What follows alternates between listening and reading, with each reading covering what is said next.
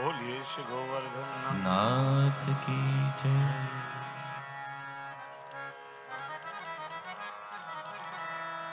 એક દૈવી જીવ પ્રભુની શરણમાં આવવાની તૈયારીમાં છે. વિક્રમ સંવત 1608 માગસર સુદ 7 ગુરુવારે અડેલમાં શ્રી ગુસાઈજીના ગ્રહે ચતુર્થ લાલજી શ્રી ગોકુલનાથજીનું પ્રાગટ્ય થયું અને બનાવી સાક્ષાત શ્રી વલ્લભનું જે પ્રાગટ્ય, એટલા માટે શ્રી વલ્લભના હુલામણા નામ એમને બોલાવે. સંવત 1611 કારતક સુદ 12 દિવસે પંચમ પુત્ર શ્રી રઘુનાથજીનું પ્રાગટ્ય થયું. વિક્રમ સંવત 1613 શ્રી ગુસાઈજીએ બીજી વાર ગુજરાતની યાત્રા માટે પ્રસ્થાન કર્યું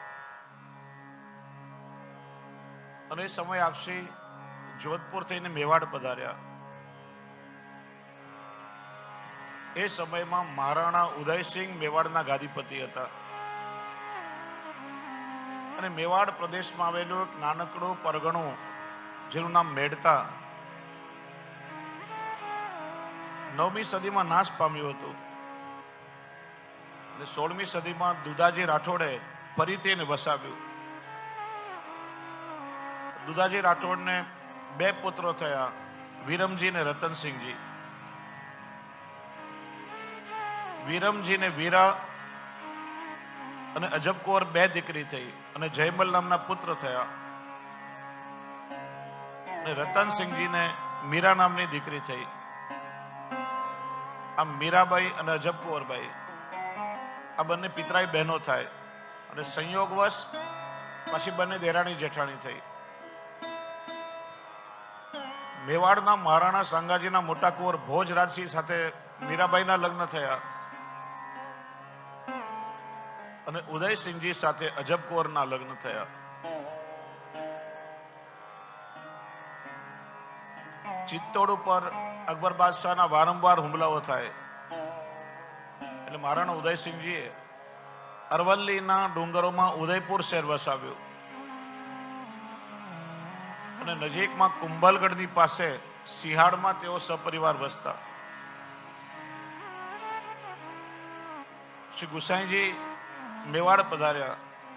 ઉદયસિંહજી સપરિવાર શ્રી ગુસાઈજીના દર્શન કરવા આવ્યા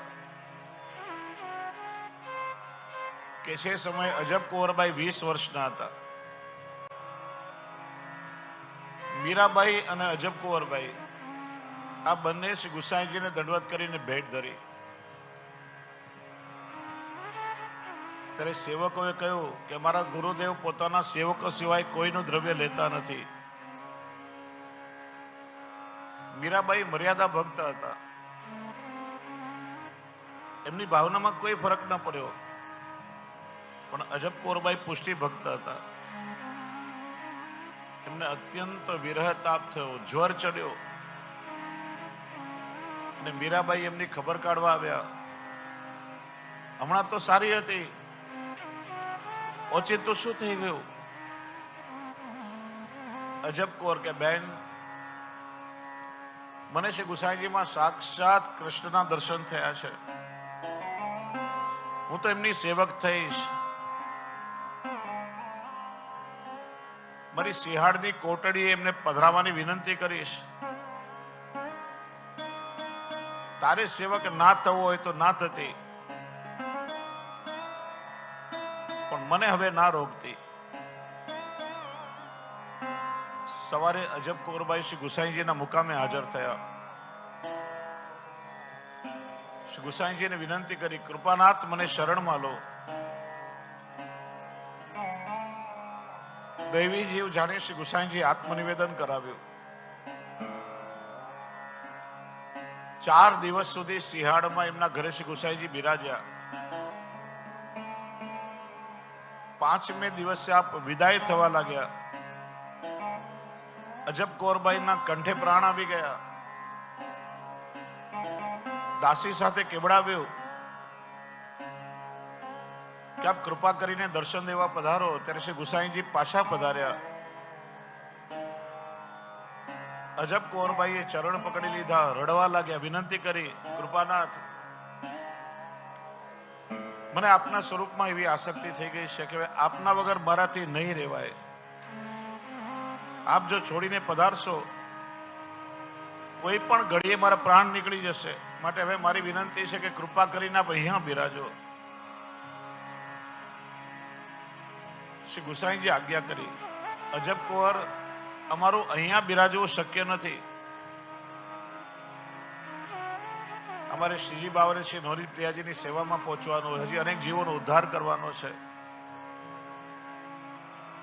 શ્રી ગુસાઈજીએ પોતાના પાદુકાજી પધરાવી આપ્યા, આજ્ઞા કરી. જ્યારે મારી સ્મૃતિ થાય, જ્યારે મારો વિરહ તાપ થાય, ત્યારે મારી પાદુકાના દર્શન કરજો. અમે તમારી સામે હાજર થઈ જશું. અજબ કુંવરબાઈ નિયમિત પાદુકાજીની સેવા કરવા લાગ્યા. જ્યારે પણ શ્રી ગુસાઈજીના દર્શનનો વિરહ તાપ થાય, ત્યારે ટેરો ખોલીને જોવે તો સાક્ષાત સન્મુખમાં શ્રી ગુસાઈજી બિરાજતા હોય એવા દર્શન થતા. અજબ કુંવરબાઈના મનમાં કોઈ શંકા હોય તો શ્રી ગુસાઈજીનું સમાધાન પણ કરતા. અને ઘણીવાર આપ શ્રી અજબ કુંવર સાથે ભગવદ લીલાનું ચિંતન પણ કરતા. એમ કરતા કરતા અજબ કુંવરને વ્યસન દશા પ્રાપ્ત થઈ. જે દિવસે શ્રી ગુસાઈજીના દર્શન ન થાય તો અજબ કુંવર જલપાન પણ ન કરે, સતત શ્રી ગુસાઈજીનું સ્મરણ કર્યા કરે. આવી વિરહાતુર દશા જોઈ શ્રીજી બાવાએ કૃપા કરી. પોતે ને શ્રી ગુસાઈજી એક જ સ્વરૂપ છે એ જતાવવા માટે એક દિવસ શ્રીનાથજી પધારીને દર્શન દે અને એક દિવસે શ્રી ગુસાઈજી પધારીને દર્શન આપે. અજબ કુંવર સામગ્રી સિદ્ધ કરી રાખે. શ્રીજી બાવાને રોગ આવે, શ્રી ગુસાઈજી કૃપા કરીને દર્શન દેવા પધારે, તેમના ચરણોમાં ઢળી પડે. આવી સ્વરૂપાશક્તિ અજબ કુંવરબાઈને થઈ ગઈ. જો આગળ પણ આપણે જોયું કે આ શક્તિ બે પ્રકારે થાય, સ્વરૂપાશક્તિ અને ગુણાશક્તિ. મર્યાદા ભક્તિમાં ગુણાશક્તિ, પુષ્ટિ ભક્તિમાં સ્વરૂપાશક્તિ છે.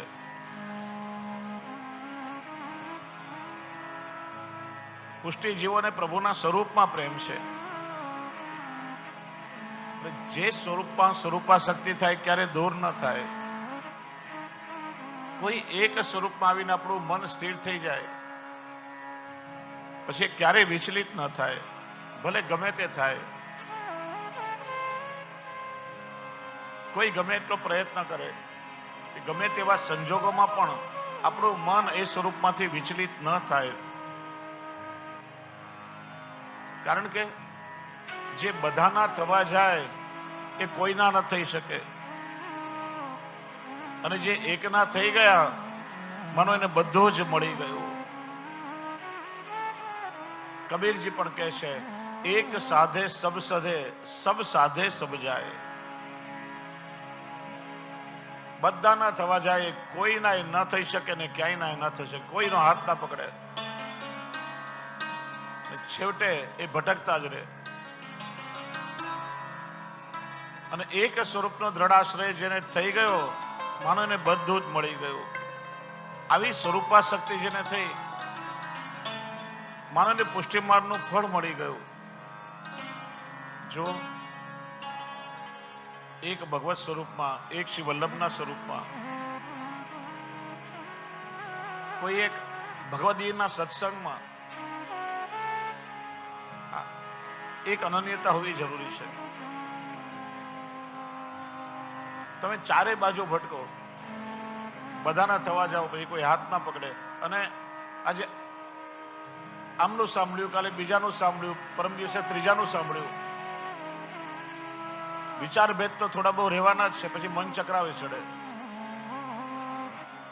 આમની આજ્ઞા માનું કે પેલાની આજ્ઞા માનું, આ વૈષ્ણવ તો આમ કે છે, પેલો વૈષ્ણવ આમ કે છે. પછી આપણું મન પણ ભટકવા લાગે, ચક્રાવે ચડે. એટલે એક દ્રઢતા, અનન્યતા તો હોવી જ જોઈએ. કારણ કે જે જેનો અંશ છે, જે જેના અંગરૂપ છે, એમના સ્વરૂપના દર્શન કરીએ તો મન ખેંચાયા વગર ન રહે. કારણ કે જેમના થકી આપણો ઉદ્ધાર નિશ્ચિત છે, જેમના થકી આપણને પ્રભુ મળવાના છે, એમના સ્વરૂપમાં આપણને આસક્તિ થયા વગર ના રહે. કોઈ એક સ્વરૂપમાં આકર્ષણ થવા લાગે તો માનજો કે આ સ્વરૂપ દ્વારા જ આપણને ઠાકોરજી મળવાના છે.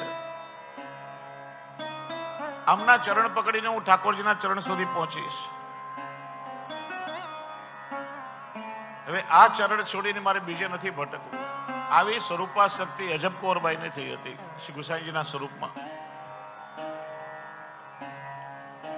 શ્રી ગુસાઈજીના દર્શન કર્યા ત્યારે લાગ્યું કે આમના થકી મને પુરુષોત્તમ પ્રાપ્ત થશે. પણ બ્રહ્મ સંબંધ લીધા પછી અનુભવ થયો કે મને ગુરુના રૂપમાં સાક્ષાત પુરુષોત્તમ મળી ગયા છે.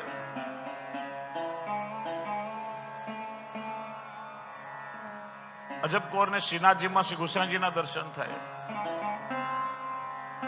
અને શ્રી ગુસાઈજીમાં શ્રીનાથજીના દર્શન થાય. આ જ પુષ્ટિ માર્ગની ફલરૂપતા છે. જે અવસ્થા સુરદાસજીની હતી, સુર કહા કહે દ્વિવિધ આંધરો બિના મોલકો ચેરો. મેં શ્રી વલ્લભમાં ને શ્રીનાથજીમાં ક્યારે ભેદ માન્યો જ નથી. શિંગાર ધરાવતા પણ શ્રી વલ્લભના દર્શન કર્યા અને શિંગાર ધારણ કરતા પણ શ્રી વલ્લભના દર્શન કર્યા. ભોગ ધરતા શ્રી વલ્લભના દર્શન કર્યા તો સામગ્રી અરોગતા પણ શ્રી વલ્લભનો અનુભવ કર્યો છે. જે આવી ભેદ બુદ્ધિ રાખે કે બંને જુદા છે એ સદા માટે આંધળો છે. આ સ્વરૂપા શક્તિ છે. પછી તો નિત્યનો ક્રમ થયો. શ્રીજી બાવા અજબ કૌરને ત્યાં પધારેની સાથે ચોપાટ ખેલે. એક વાર 3 દિવસ સુધી શ્રીનાથજી એમને ત્યાં પધારી શક્યા નહીં તો અજબ કૌર અચેત થઈ ગઈ. શ્રીનાથજી પધાર્યા ત્યારે સ્વસ્થ થઈ. પછી તો વારંવાર શ્રીજી બાવા એને પોતાની વેણુ શ્રવણ કરાવે અને આ વેણુનાદમાં અજબ એવી ખવાઈ જાય, તન્મય થઈ જાય, રાતભર ઊંઘ ના આવે. જ્યાં જોઈએ ત્યાં પ્રભુના દર્શન થાય. એનું નામ છે સર્વાત્મ ભાવ. જે સ્વરૂપમાં આસક્તિ છે પછી સર્વત્ર એનો અનુભવ થાય. બધામાં શોધવા જઈએ તો ન મળે, પણ એકમાં જ બધું મળી ગયું એનું જ નામ સર્વાત્મ ભાવ છે. એક દિવસ શ્રીજી બાવા અજબ કૌરને ત્યાં પધાર્યાની સાથે ચોપાટ ખેલ્યા. પ્રભુને સામગ્રી રોગાવી. જ્યાં શ્રીનાથજી પાછા પધારવા લાગ્યા, અજબ કૌરે શ્રીજી બાવાનો પટકો પકડી લીધો. અજબ કહેવા લાગી, રાજ અબ તો मैं थाने जाने ना दूंगी. अठे आवन जावन में तारे भरी परिश्रम पड़े. आप अठे मेवाड़ में मारा घरे बिराजो. जासो मैं हरनिश तारा दर्शन करूं. श्री जी के अरे अजब पगली मत बन, अब की बेर तो मुझको जानो ही पड़ेगो. जब तक श्री गुसाई जी भूतल पर बिराजे तब तक मैं ब्रज को छोड़ नहीं सकूं. वाके बाद तो धैर्य रखियो. 800-125 वर्ष के आसपास तक मैं ब्रज में खेलूंगा और वाके बाद में तेरे घर में मैं अपना मंदिर बनाए के सदा यहां बिराजूंगा. अजब के राज थारा अनेक भक्त है, थारो कहा भरोसो और ये देह को भी कहां भरोसो. श्रीनाथ जी के अजब, मैं वचन को बड़ो पक्को हूं और जब तक मैं यहां नहीं आऊं वहां तक तू भी देह को त्याग नहीं करेगी. मैं तेरी कोठड़ी में अपना मंदिर बना लूं, प्रतिदिन तो को दर्शन दूंगा. आ रीते अजब कर कृपा करी ઉત્થાપન પેલા શ્રીજી બાવા પાછા મંદિરે પધાર્યા. અજબ, શ્રીજી બાવાને વિનંતી કરતી રહી, મારે મંદિરે પધારો શ્રીનાથજી, હું તો જોઉં તમારી વાટ. રે હવે ક્યારે કૃપા કરશો પ્રભુ? પ્રત્યેક ક્ષણ હું આપની રાહ જોઈ રહી છું. બસ આ તો કૃપા કરીને આપ જલ્દી જલ્દી પાછા દર્શન દેવા પધારો.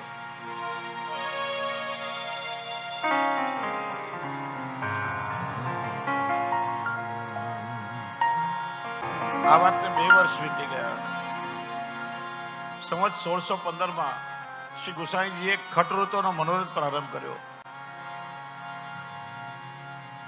સૌ પહેલા કસુંબા છઠનો મનોરથ સિદ્ધ થયો અને એ જ વર્ષે ચૈત્ર સુદ છઠના દિવસે આપણે ત્યાં છઠ્ઠા લાલજી શ્રી યદુનાથજીનું પ્રાગટ્ય થયું. ત્યાંથી શ્રી ગુસાઈજી સકુટુંબ અડેલથી જગન્નાથજીની યાત્રાએ પધાર્યા. યાત્રા કરીને પાછા અડેલ પધાર્યા. એ જ વર્ષે વિક્રમ સંવત 1616 શ્રી ગુસાઈજીના વહુજી શ્રી રૂકમણી વહુજીનો નિત્ય લીલામાં પ્રવેશ થયો. પ્રભુની સેવામાંથી સહાયક જવાનો તાપ થયો. શ્રી ગુસાઈજી જ્યોતિષ શાસ્ત્રના પ્રગાઢ જ્ઞાતા હતા. એકવાર સંવત 1617 આપા રડેલમાં નિજ ગ્રહમાંથી બહાર પધાર્યા. બુધ ગ્રહને જરા પીડાશ પડતો જોયો. આપે આગાહી કરી કે અડેલ ગામમાં હવે બધા ઉપદ્રવ શરૂ થશે અને ત્યાંથી સહકુટુંબ આપે મધ્યપ્રદેશ તરફ પ્રયાણ કર્યું. થોડા દિવસમાં જ અકબર બાદશાહનું લશ્કર ત્યાં ચડી આવ્યું. ત્યાર પછી ગુસાઈજી બુંદેલખંડના રાજા રામચંદ્ર વાઘેલાના આગ્રહથી એમના નગરમાં 1 વર્ષ બિરાજ્યા. સંવત 1618 આપ શ્રી જબલપુર પાસે નર્મદાના કાંઠે ગઢા ગામમાં પધાર્યા. ત્યાંની રાણી દુર્ગાવતીએ વિનંતી કરી આપને પોતાને ત્યાં પધરાવ્યા. થોડા સમય પછી શ્રી ગોકુલનાથજીએ દક્ષિણની યાત્રા નિમિત્તે શ્રી ગુસાઈજીને વિજયનગર પધારવાનો આગ્રહ કર્યો અને શ્રી ગોકુલનાથજી અને રાણી દુર્ગાવતી બંનેના આગ્રહથી બંને મળી શ્રી ગુસાઈજીને પુનર્વિવાહ માટે સમજાવ્યા. ગઢા તરફ પ્રયાણ કર્યું. માર્ગમાં શ્રી ગુસાઈજીએ ગુજરાતની 3જી વારની યાત્રા કરી. દ્વારકા થઈને 1.25 વર્ષે પાછા ગઢા પધાર્યા અને સંવત 1620 ગઢાની રાણી દુર્ગાવતીએ વિજયનગરના કૃષ્ણરાય દુસેરીની કન્યા પદ્માવતીજી સાથે ગઢામાં ધામધૂમથી શ્રી ગુસાઈજીના બીજા વિવાહ સંપન્ન કરાવ્યા. ત્યાંથી શ્રી ગુસાઈજીએ મથુરા પધારવાની ઈચ્છા વ્યક્ત કરી. રાણી દુર્ગાવતીએ માણસો મોકલીને જગ્યા ખરીદી. ત્યાં ભવન નિર્માણ થવાનો પ્રારંભ થયો. થોડા દિવસમાં વિક્રમ સંવત 1620 અંતમાં અકબર બાદશાહે ગઢાની રાણી દુર્ગાવતી પાસે એનો પ્રિય ગુરદાસ નામનો હાથી અને વિશ્વાસુ માન નામનો માવત માંગ્યા. રાણી દુર્ગાવતીએ ના કહી કે કોઈ પણ ભોગે મારો હાથી ને માવત તમને નહીં આપું. ત્યારે બાદશાહનો આક્રમણ ને ઉપદ્રવ વધી ગયો. ત્યાર પછી ગઢાથી આપે વિદાય લીધીને અડેલ પધાર્યા. વારંવાર જો કેટલો પરિશ્રમ આપે કર્યો છે, કેટલી વાર આપને મુકામ બદલવો પડ્યો છે. અડેલમાં ઉપદ્રવ થયો. સંવત 1622 ફરી ગોકુલ પધાર્યા. થોડો સમય ત્યાં બિરાજ્યા. ત્યાં માવનના ભૂમિયાઓનો ઉપદ્રવ થયો. ત્યાંથી મથુરા પધાર્યા અને મથુરાથી આગ્રામાં આપના સેવક ભાણા કપૂર ક્ષત્રિયના ઘરમાં નિવાસ કર્યો. રાણી દુર્ગાવતીનો દેહપાત થયો તો ભવનનું કામ અધૂરું રહ્યું અને પછી આ ભાણા કપૂર ક્ષત્રિય એ ભવનનું સંપૂર્ણ નવનિર્માણ કરાવ્યું અને એ ભવનનું નામ સદઘરા થયું. વિક્રમ સંવત 1623 કારતક સુદ 12ના દિવસે શ્રી ગુસાઈજીએ સદઘરામાં વૈદિક વિધિથી પ્રવેશ કર્યો. શ્રી ગુસાઈજી ચોથી વખત દ્વારકાના પ્રવાસે પધાર્યા. સેવાની બધી જવાબદારી શ્રી ગિરધરજીએ સંભાળી. શ્રી ગિરધરજી ખૂબ સ્નેહથી શ્રીનાથજી અને શ્રી નવનીત પ્રિયાજીની સેવા કરતા. જો શાસ્ત્રની મર્યાદા છે કે પ્રિય વ્યક્તિનું નામ ન લેવાય.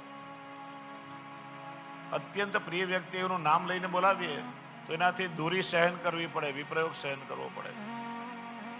એટલે પતિએ પત્નીનું નામ ના લેવાય, પત્નીએ પતિનું નામ લેવાય. સંતાનો પોતાના પિતાનું નામ ના લે, પિતા ક્યારે જ્યેષ્ઠ પુત્રનું નામ ન લઈને ના બોલાવે.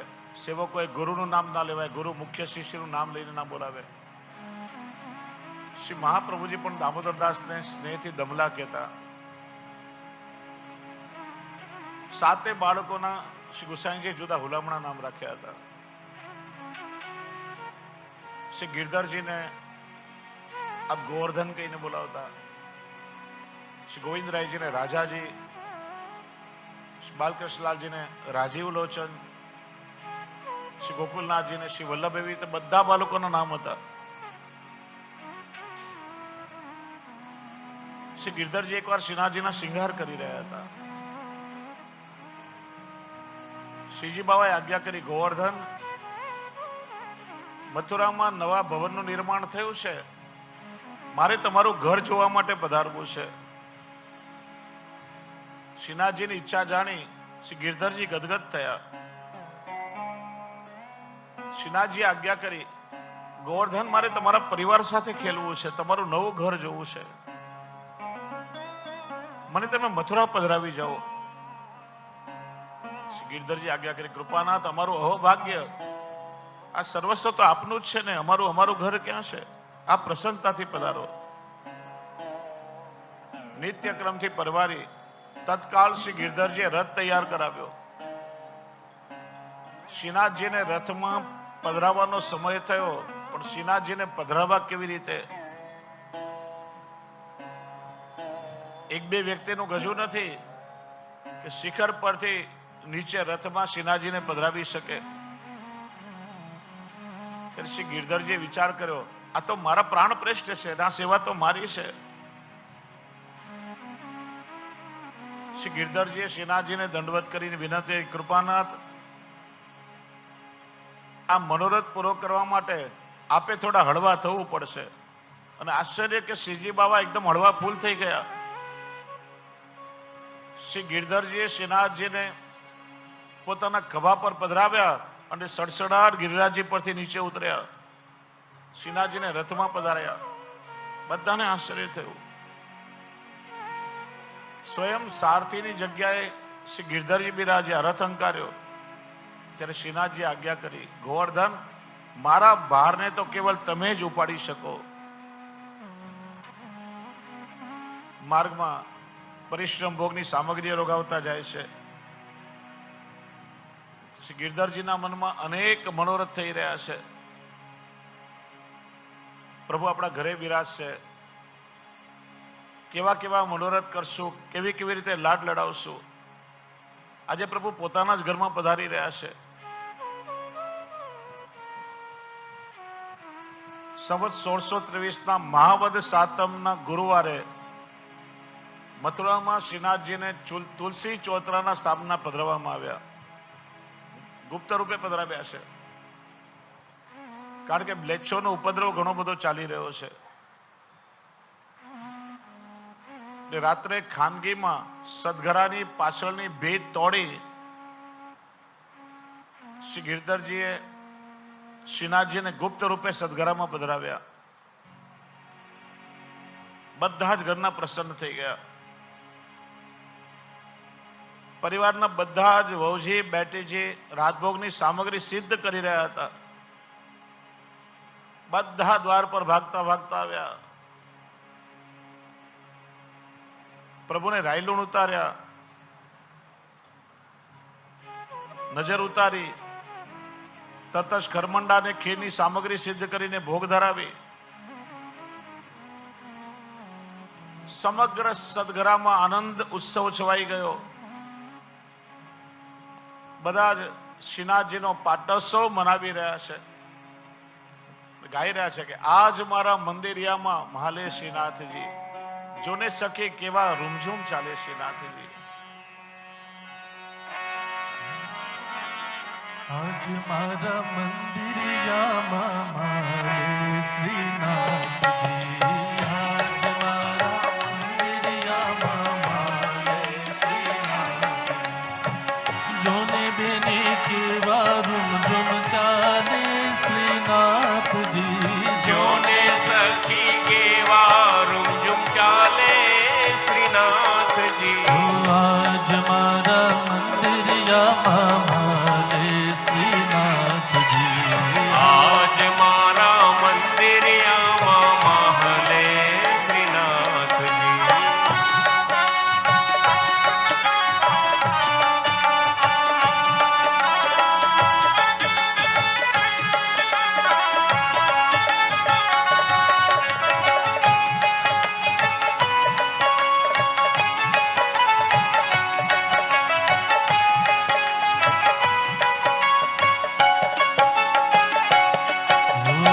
જશોદાના જાયા ને નંદજીના પ્યારા, યશોદાના જાયા ને નંદજીના પ્યારા, ગોપીઓના પ્રાણ થકી પ્યારા રે શ્રીનાથજી, ગોપીઓના પ્રાણ થકી પ્યારા શ્રીનાથજી. આજ મારા મંદિરિયામાં મહાલે શ્રીનાથજી, આજ મારા મંદિરિયામાં મહાલે શ્રીનાથજી. મોટી માળા ગુંજા માળા સોહે શ્રીનાથજી, મોટી માળા ગુંજા માળા સેવે શ્રીનાથજી. પુષ્પોની માળા પર વારી રે શ્રીનાથજી, પુષ્પોની માળા પર વારી રે શ્રીનાથજી, આજ મારા મંદિરિયામાં મહાલે શ્રીનાથજી, આજ મારા મંદિરિયામાં મહાલે શ્રીનાથજી.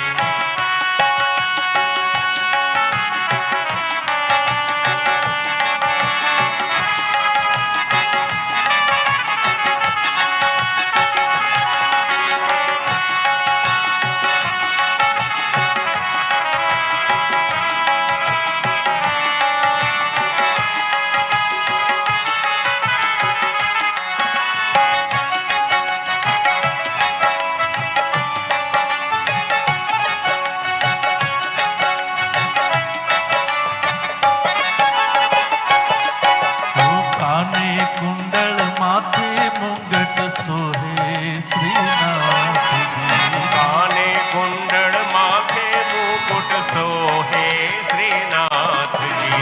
કાને કુંડળ માથે મુંગટ સોહે શ્રીનાથજી, કાને કુંડલ માથે મુકુટ સોહે શ્રીનાથજી. માથે નટવિશ મોતી પર વારી રે શ્રીનાથજી, માથે નટવિશ મોતી પર વારી રે શ્રીનાથજી. આજ મારા મંદિરિયામાં મહાલે શ્રીનાથજી, આજ મારા મંદિરિયામાં મહાલે શ્રીનાથજી.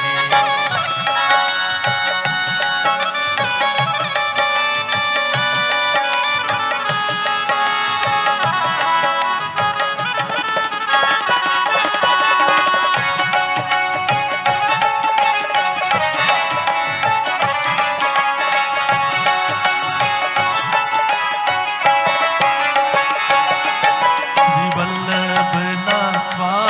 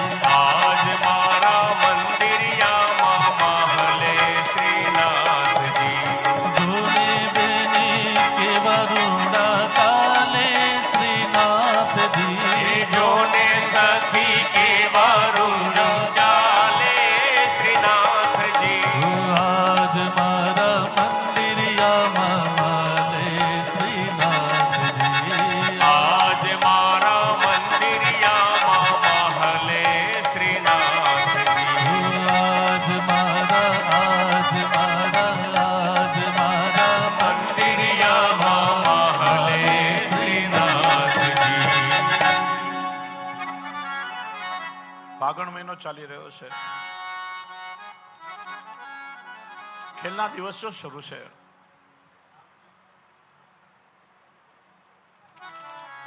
શ્રીજી બાબા મન મૂકીને શ્રી ગિરધરજીના પરિવારની સાથે હોળી ખેલ્યા છે.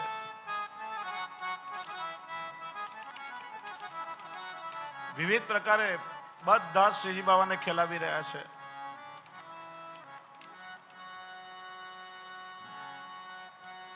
જો ખેલના દિવસોમાં સખ્ય ભક્તિનો આનંદ છે. સામાન્ય રીતે પ્રભુના દર્શન કરીએ તો પહેલા ચરણારવિંદના દર્શન થાય, દાસ ભાવ સ્થિર કરી ધીરે ધીરે મુખારવિંદ પર્યંત પ્રભુના વિગ્રહના દર્શન થાય. પણ જો ચરણારવિંદના દર્શન થાય ને દાસ ભાવ સ્થિર થયો તો દાસ કે સેવકને અધિકાર નથી કે પોતાના સ્વામી પ્રભુ સાથે ખેલી શકે. દાસ ભાવમાં તો હાથ જોડીને બેસી રહેવાનું, પ્રભુ હું તો આપનો દાસ છું, આપને જેટલો રંગ નાખો એટલો નાખો, હું બિચારો શું કરી શકું. પણ સખ્ય ભાવમાં અધિકાર મળે કે પ્રભુ એક મુઠ્ઠી નાખે તો બે મુઠ્ઠીથી સામે ખેલાવી શકીએ. એટલે જ ચરણારવિંદ પર વસ્ત્ર ઢંકાઈ જાય છે. જી વિનંતી કરી સખ્ય ભાવ માગે અને પછી પરસ્પર જે ખેલનો આનંદ આવે એ અલૌકિક છે. જો શ્રી હરિરાયજી તો આમ તો કહે છે કે પુષ્ટિ માર્ગનું પરમ ફલ રાસ છે, પણ શ્રી હરિરાયજી આ હોરી ખેલની લીલાને રાસથી પણ અધિક ફલરૂપ માને છે. કેમ કે લઘુરાસ પછી વ્રજ ભક્તોને સૌભાગ્ય થયો એ પણ ઠાકોરજીથી સહન ન થયો. ના ખેલમાં તો વ્રજ ભક્તોની ગારી પણ ઠાકોરજીને મીઠી લાગે છે, એનો પ્રભુ આનંદ લે છે. દ્વે દ્વે બાપન કે બીચવારો.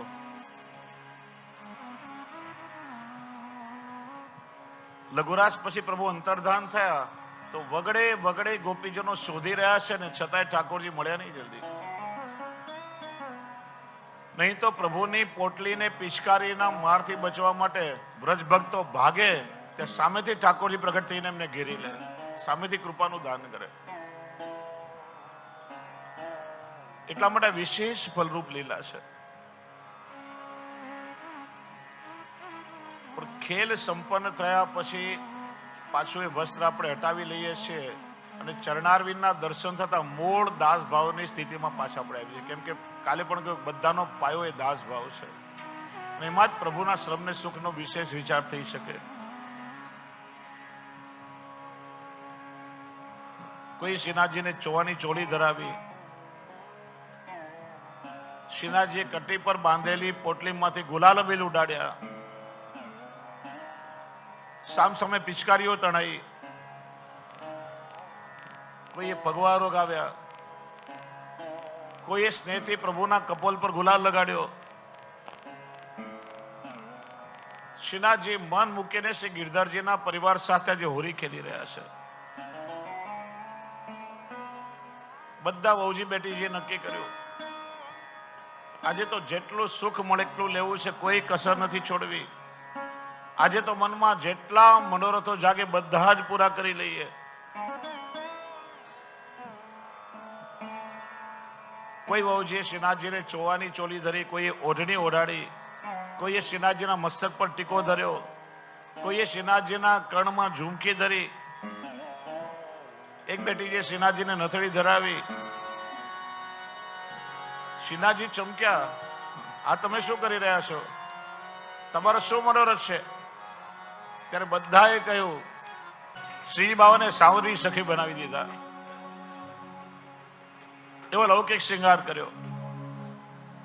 શ્રીજી બાવાના કુમકુમાના મારથી બચવા માટે એક વહુજીએ ચાદર ઓઢી લીધી. શ્રીજી બાવા પાસે પધાર્યા, એમની ચાદર કઢાવી, ફરીથી સ્વહસ્તે વહુજીને ચાદર ઓઢાડીને આજ્ઞા કરી, देखो बहू जी ये चादर ऐसे ना ऐसे ओढ़े ताकि पर सुंदर भी दिखे और मर्यादा भी बनी रहे.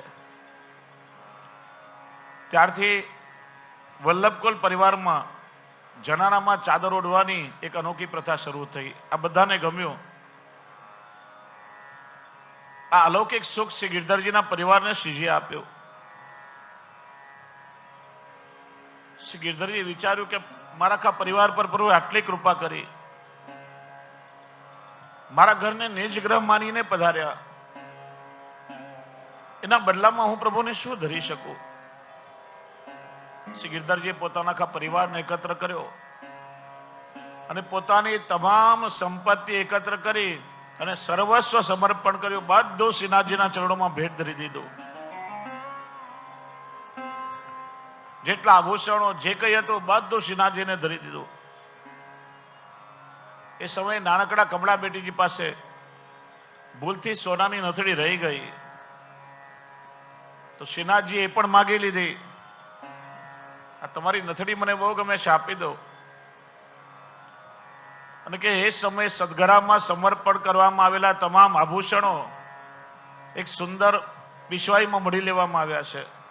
આજે પણ અમુક મુખ્ય ઉત્સવને દિવસે શ્રીજી બાવા એને ધરે છે.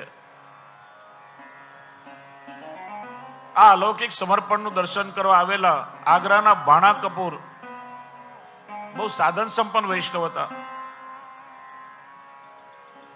એમણે આ પ્રસંગના દર્શન કર્યા. શ્રી ગિરધરજીને વિનંતી કરી સમગ્ર પરિવાર માટે નવા વસ્ત્રો, આભૂષણો, બધું સાહિત્ય તૈયાર કરાવી આપને પાછું ભેટ ધર્યું. પોતાનો દૈવી દ્રવ્ય વિનિયોગ કરાવી એમણે પોતાના ગુરુભાવને પોષ્યો. થોડા દિવસ શ્રીજી બાવા સદગરામાં આનંદથી બિરાજ્યા. એક દિવસ આ નાનકડા બાળકે હઠ પકડી गिरधर जी ने आज्ञा करी, गोवर्धन मुझको तो मथुरा की प्रजा के खेल तमाशा देखने हैं. गिरधरजी विनंती કરી, કૃપાનાથ અહીંયા યવનોનો ઉપદ્રવ બહુ વધી રહ્યો છે, આપનું બહાર પધારવું ઉચિત નથી. શ્રીનાથજીએ પોતાની હઠ ચાલુ રાખી, નહીં મુझको तो सारे खेल तमाशा ये देखने हैं. ત્યારે બચલો માર્ગ કઢાયો. શ્રી ગિરધરજીએ ત્યાં ઘરમાં જ બધા જ ખેલ તમાશા બતાવવાનો પ્રબંધ કર્યો. શ્રીનાથજી માની ગયા. મથુરાની પચરંગી પ્રજા, જાત જાતના મનુષ્યો, એમના નાચ ગાન, વેશભૂષા, સ્વાંગ, જુદા જુદા વેશધારીઓ, શયનના સમયમાં આ બધાને શ્રીનાથજીની સામે રજૂ કરાય અને બધા નાચ ગાન કરી શ્રીનાથજીને પ્રસન્ન કરે. અને આ અલૌકિક લીલાનું દર્શન કરવા માટે બ્રહ્માજી, શિવજી, ઇન્દ્ર અનેક દેવો નિત્ય આવે. જો આ ભાવથી આજે પણ હોળાષ્ટકમાં ઠાકોરજીની સામે શયનના દર્શનમાં સ્વાંગ થાય છે. ગણેશજી, બ્રહ્માજી, શિવજી, એમનો પરિવાર અને નાના નાના બાળકો જાત જાતના સ્વાંગ ધરી ઠાકોરજીની સામે નૃત્ય કરી ખેલ તમાશા કરે છે. ખૂબ જ આનંદથી દિવસો પસાર થઈ રહ્યા છે. શ્રીજી બાબા બધાને અલૌકિક સુખ આપી રહ્યા છે. અને એક દિવસ અચાનક શ્રીજી બાબા ઉદાસ થઈ ગયા. આપનું મુખારવિંદ એકદમ ઉદાસ થયું. શ્રી ગિરધરજી ચમક્યા. આ શું? શરણમાં પડે વિનંતી કરી, કૃપાનાથ, શું મારાથી કઈ ભૂલ થઈ છે? અમારી સેવામાં કોઈ ચૂક રહી ગઈ છે, ક્ષમા કરો. આપને કોઈ અપરાધ, કોઈ પરિશ્રમ થયો હોય, અમારાથી કોઈ અપરાધ થયો હોય તો મેં આપના સેવક કેવા. શ્રીનાથજી આજ્ઞા કરી, ગોવર્ધન, આજે મને મારા સખાઓની બહુ યાદ આવે છે. આટલા દિવસથી અહીંયા છું, ત્યાં ગોપાલપુરમાં મારા સખાઓ શું કરી રહ્યા છે? ઓ પ્રભુ, બસ આટલી વાત. મારી વિનંતી છે, થોડા દિવસે જ અહીંયા બિરાજો. એમ કરતા કરતા 2 મહિના ને 21 દિવસ વીતી ગયા. નરસિંહ ચતુર્દશી આવી. એક વેદના ભરો સ્વર શ્રીનાથજીના કર્ણમાં પડ્યો. એ સ્વર ચતુર્બુદ્ધદાસજીનો હતો. શ્રીજી બાવા મથુરામાં સદગરામાં બિરાજે છે. સૂરદાસજી, કુમનદાસજી, ચતુર્બુદ્ધદાસજી સખાઓ ગોપાલપુરમાં છે. છત્રપુર દાસજીનો તાપ, એમનો વિરહ એટલો બધો વધી ગયો કે શ્રીનાથજીથી સહન ન થયો. હે ગોવર્ધનવાસી, હે સાવરે, હે લાલા, આપના વગર જીવી શકાતું નથી. છત્રપુર દાસજીએ એ પોતાની વેદના વ્યક્ત કરી છે.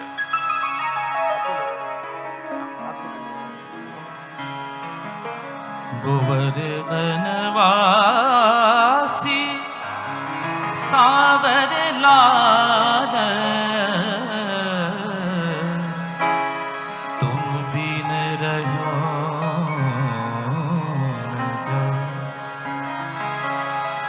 हो ब्रजराज लड़ी ते लाडले, तुम बिन रहो न जाओ। बंक छिते मुस्कान के सुंदर बदन दिखाए, लोचन तड़पे मीने चोला, जुग भर धरी बिहार, तुम बिन रहो न जाओ।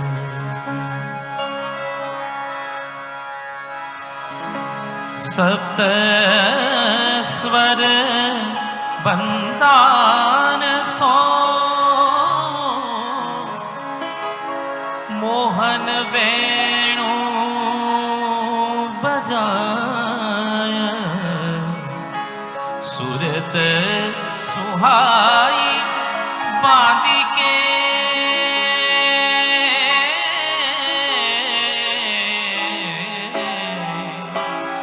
मधुर मधुर सुर गाओ, तुम बिन रहो न जाओ।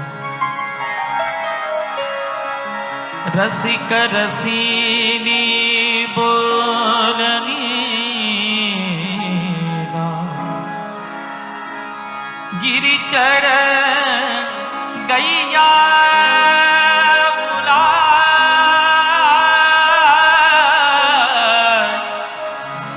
गाय बुलाई धनी ऊंची ढेर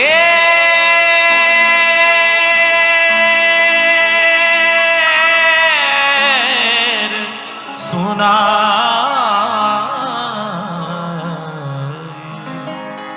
तुम बिन रहो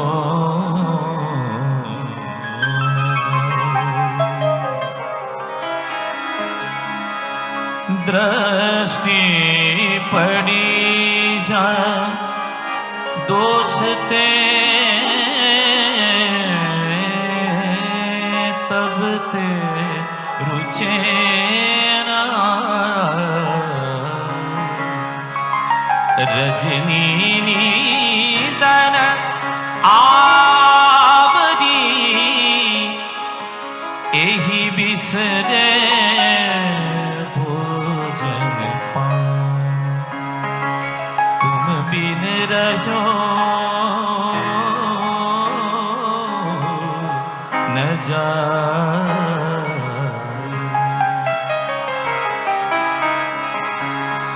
दर्शन को नैना तपे, बचन सुनन को कान,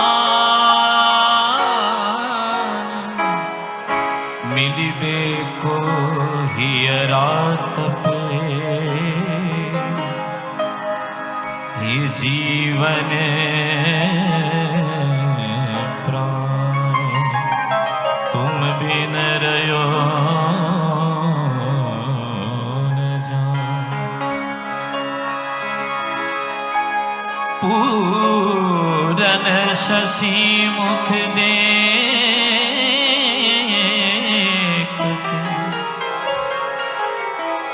चित चोट्यो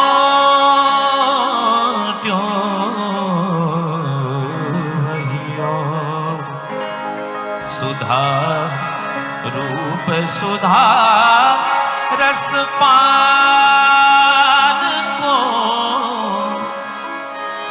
जैसे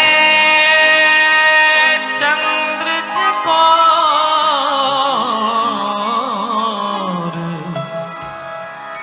तुम बिन रहो मथ मन मथ को बारिने देखी डगमग चाल युवती जन मन फदना अंबुज नैन विशाल तुम बिन रहो न जाए कुंज भवन क्रीडा करो सुखी निधि मदन गोपाल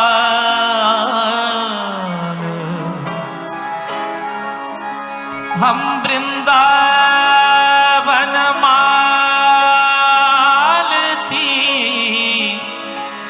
तुम भोगी भ्रमर भोपाल तुम बिन रहो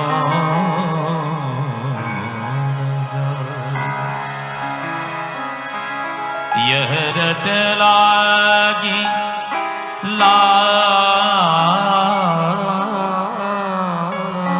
लाड़ी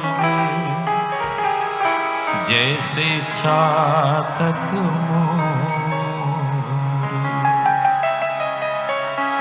प्रेम नीर बरसा करो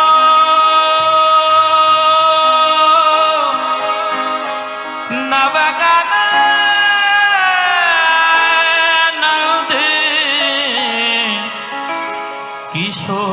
किशोर तुम बिन रहो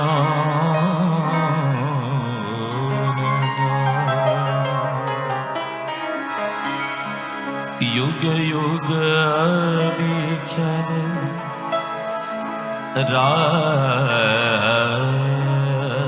राखिए यह सुख शैल निवास श्री गोवर्धन रूप में बल बल जा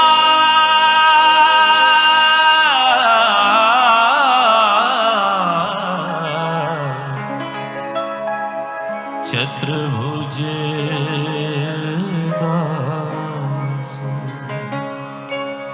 श्री गोवर्धन वासी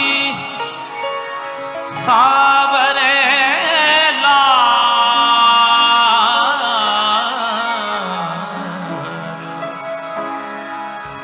तुम बिन रहो न जा हो ब्रजराज लड़ीते लाडी ने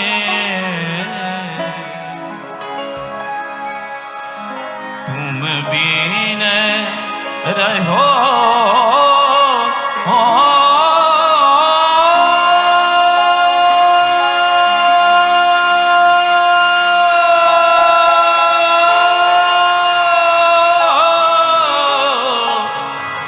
तुम बिन रहो जा तुम बिन रहो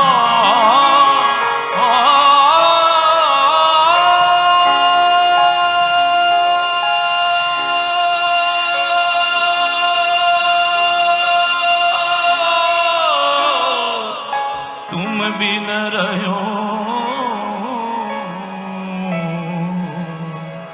न जा। હે સાંભરે આપ તો ગોવર્ધનવાસી છો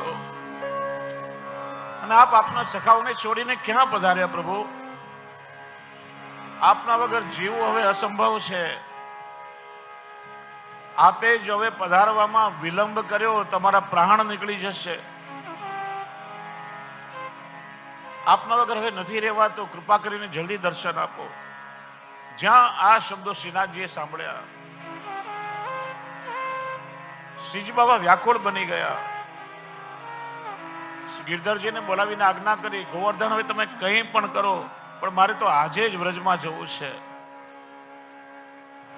પછી પ્રભુ શું થયું? આટલી ઉતાવળ કેમ? શ્રીનાથજી આજ્ઞા કરી, મારા સખા મને બોલાવી રહ્યા છે.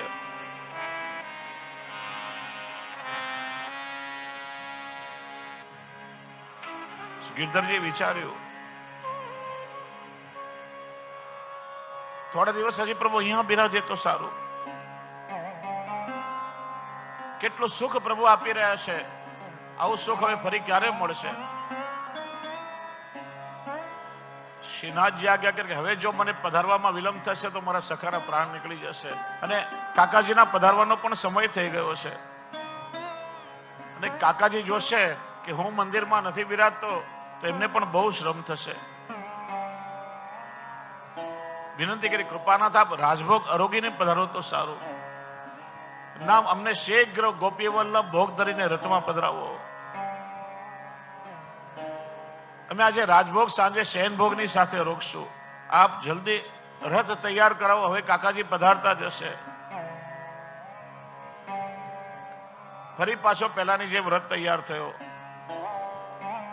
શ્રી ગિરધરજીના સમગ્ર પરિવારના હૃદય ભરાઈ આવ્યા. અશ્રુભીની આંખે બધાએ શ્રીજી બાબાને વિદાય કર્યા. 2 મહિના ને 21 દિવસ કુલ શ્રીજી બાબા સદઘરમાં બિરાજ્યા. મહાબદ સાતમ થી વૈશાખ સુદ 14 નરસિંહ ચતુર્દશી ને દિવસે પાછા પધાર્યા અને ચતુર્બુદ્ધદાસજીના વિરહનો અંત આવ્યો.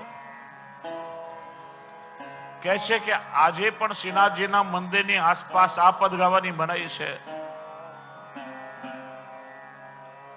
આ પદના શબ્દોમાં એટલી તાકાત છે કે શ્રીનાથજીને પધારવું પડ્યું છે. અદ્ભુત વિરહનું પદ છે. રથ દંડોતી શિલા પાસે આવીને રોકાયો. ફરી શ્રી ગિરધરજીએ શ્રીજી બાબાને પોતાના ખભા પર પધરાવ્યા અને સડસડાટ શ્રી ગિરિરાજજી પર ચડી ગયા. પ્રભુને સ્થાન પર પધરાવ્યા. શ્રીનાથજીએ શ્રી ગિરધરજીનો હાથ પકડી લીધો. આજ્ઞા કરી, ગોવર્ધન તમારી સેવાથી અમે બહુ જ પ્રસન્ન છીએ. અમારો ભાર કેવલ તમે વહન કરી શકો. આજથી અમારી મુખ્ય સેવા તમારી છે. જો 7 બાળકોમાં શ્રી ગિરધરજીના ઘરે શ્રીનાથજી પધાર્યા, એનું કારણ શ્રી ગિરધરજી ધર્મી સ્વરૂપ છે, જ્યારે બીજા 6 બાળકો પ્રભુના એક ધર્મ સ્વરૂપ છે. જે ધર્મને ધારણ કરે તે ધર્મી. ઐશ્વર્ય ધર્મ પ્રભુને પોતાના ઘરે પધરાવી ખૂબ વૈભવથી લાડ લડાવ્યા. વીર્ય એટલે પરાક્રમ. બધા જ સેવકો જ્યાં વિચાર કરે કે શ્રીજી બાબાને કઈ રીતે પધરાવવા, ત્યાં શ્રી ગિરધરજીમાં એવો ભગવદ આવેશ આવ્યો. પોતાના ખભા પર શ્રીનાથજીને પધરાવ્યા. ત્રીજો ધર્મ છે યશ. જ્યારે ઠાકોરજી આપણને ભગવાન લીલારસની અનુભૂતિ કરાવે અને એ આપણા પરિવારને આપણે કરાવીએ અને આખા પરિવારને પ્રભુની સન્મુખ કરીએ, એ યશ ધર્મ છે. ચોથો શ્રી, આપણી સેવાથી ઠાકોરજી પ્રસન્ન થાય. ભક્તોની શ્રી એટલે સંપત્તિ સ્વયં શ્રીનાથજી છે. શ્રીજી બાબાએ શ્રી ગિરધરજીને આજ્ઞા કરી, ગોવર્ધન તમે જેવી અમારી સેવા કરો એવી કોઈ ન કરી શકે. તમારી સેવાથી હું પ્રસન્ન છું. એનાથી મોટી સંપત્તિ કઈ હોય બીજી? 5મું જ્ઞાન. પુષ્ટિ માર્ગમાં પ્રભુના સુખ અને શ્રમની સમજણ એ સાચું જ્ઞાન છે. આપે પ્રતિક્ષણ પ્રભુના સુખનો વિચાર કરી શ્રીજીને પ્રસન્ન કર્યા. વૈરાગ્ય, સર્વસ્વ પ્રભુના ચરણોમાં સમર્પણ કરી દીધું, ખાલી પહેરેલ વસ્ત્ર રહ્યા. આ મોટો વૈરાગ્ય છે. આપણી પાસે ઘણું બધું હોય, એમાંથી આપણે થોડું સમર્પણ કરીએ, સામાન્ય વાત છે. પણ સમગ્ર પરિવાર સાથે સર્વસ્વનું સમર્પણ કરવું એ વૈરાગ્ય ધર્મ છે. એવા 6 ધર્મોને ધારણ કરવા વાળા ધર્મી શ્રી ગિરધરજી છે. શ્રીનાથજી પાછા શ્રી ગિરિરાજજી પર પધાર્યા. રાજભોગની સાથે સાથે શયન ભોગની તૈયારી થઈ રહી છે અને એટલામાં જ શ્રી ગુસાઈજી દ્વારકાથી પધાર્યા. આપ શ્રી અપરસમાં સ્નાન કર્યા, સંધ્યાવંદન કરી રહ્યા હતા, રાજભોગ સર્વાની ખબર આવી. આપને આશ્ચર્ય થયું, અરે ગોવર્ધન, આ સમય તો શયનભોગ સર્વાનો છે, આજે આટલી અવેર કેમ થઈ? ત્યારે શ્રી ગિરધરજીએ શ્રીજી બાવાના મથુરા સદગરામાં પધારવાનો સઘળો વૃત્તાંત કહી સંભળાવ્યું. પોતાના પરિવાર પર થયેલી આ કૃપાથી શ્રી ગુસાઈજીનો રોમ રોમ પુલકિત થઈ ગયો. શ્રી ગુસાઈજી આજ્ઞા કરી, બાવા, તમારાથી જેટલા લાડ લડાવા એટલા લડાવી લો. પ્રભુ જ્યાં સુધી ગિરિરાજજી પર બિરાજશે સુખ આપશે. પછી અજબ કૌરને આપેલું વચન પૂરું કરવા માટે લગભગ 100 વર્ષ પછી મેવાડ પધારશે અને ત્યાર પછી ઘણા સમય સુધી મેવાડ બિરાજી ફરી શ્રી ગિરિરાજજીની તળેટીમાં મંદિર બનાવીને પ્રભુ બિરાજશે. શ્રી ગુસાઈજીએ સ્નેહથી કપોલ પર પોતાનો હસ્ત ફેરવી પૂછ્યું, બાવા, આપે આ મથુરા પધારવાની લીલા કેમ કરી? શ્રીજી બાવાએ કાલી કાલી ભાષામાં આજ્ઞા કરી, કાકાજી, આપના ભવનને જોવા માટે અને મારે આપના પરિવારની સાથે ખેલવું હતું. મને ગોવર્ધને બહુ લાડ લડાવ્યા, આપના પરિવારે મને બહુ સુખ આપ્યું. આ સાંભળી શ્રી ગુસાઈજીના નેત્રમાંથી પ્રેમના અશ્રુ વહેવા લાગ્યા. શ્રીનાથજી સદગારામાં પધાર્યા. એ પાટોત્સવનો દિવસ પણ મહાવત સાતમ છે. જે દિવસે ઠાકોરજી લીલામાં ચંદ્રાવલીજીને ત્યાં પધાર્યા અને શ્રી ગુસાઈજી પણ લીલામાં ચંદ્રાવલીજીનું સ્વરૂપ છે. એટલા માટે પોતાના નિજગ્રહમાં પ્રભુને પધરાવી ખૂબ લાડ લડાવ્યા. શ્રી ગુસાઈજી ગોકુલ પધાર્યા. હવે ગળાનો મહેશદાસ, એનું બીજું નામ હતું બ્રહ્મદાસ, રાણી દુર્ગાવતીનો એક ખાસ સેવક, અને શ્રી ગુસાઈજીની કૃપાથી, ગુસાઈજીના આશીર્વાદથી એ રાજા બીરબલ બનીને મથુરાનો ફોજદાર થયો છે. શ્રી ગુસાઈજીની કૃપાથી અકબર બાદશાહને તેને કામ મળ્યું છે. એક દિવસ અકબર બાદશાહની બેગમ તાજ બેગમ નૌકા વિહાર કરતા કરતા ગોકુલ આવી. શ્રી ગુસાઈજી ગોવિંદ ઘાટ પર બિરાજી સંધ્યાવંદન કરી રહ્યા હતા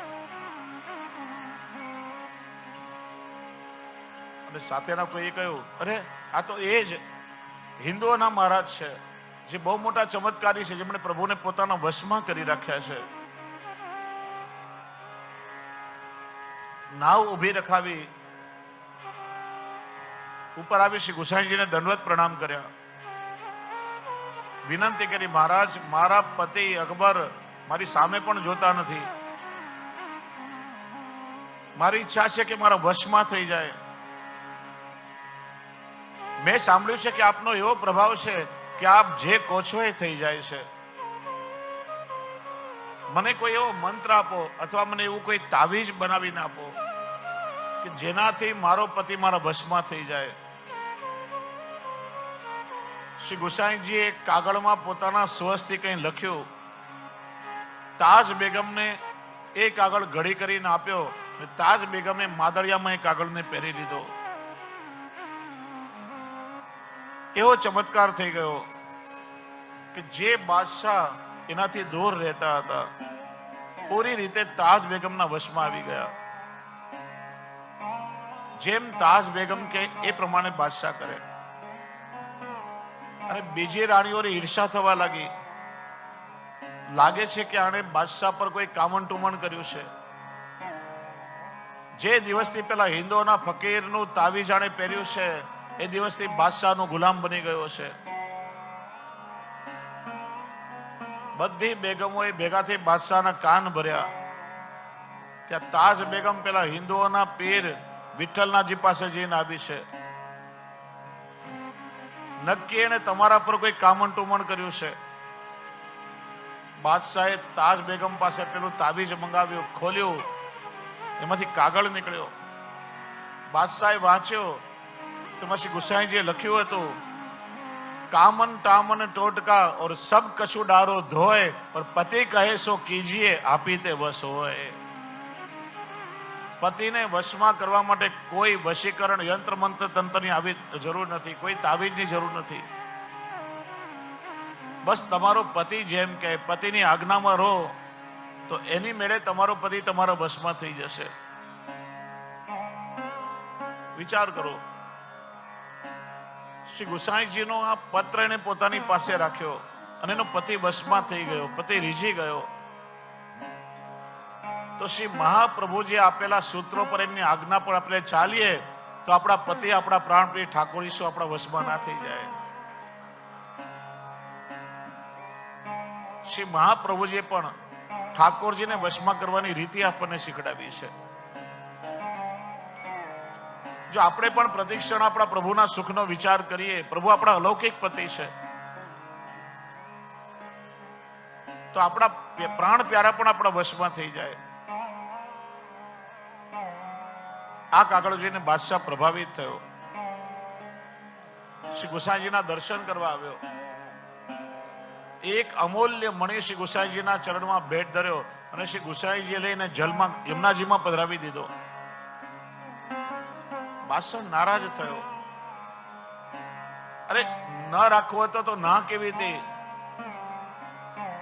પાડી રીતે યમુનાજીમાં પધરાવી મારા મણીનો અનાદર કેમ કર્યો? લાવો મને મારો મણી પાછો આપો.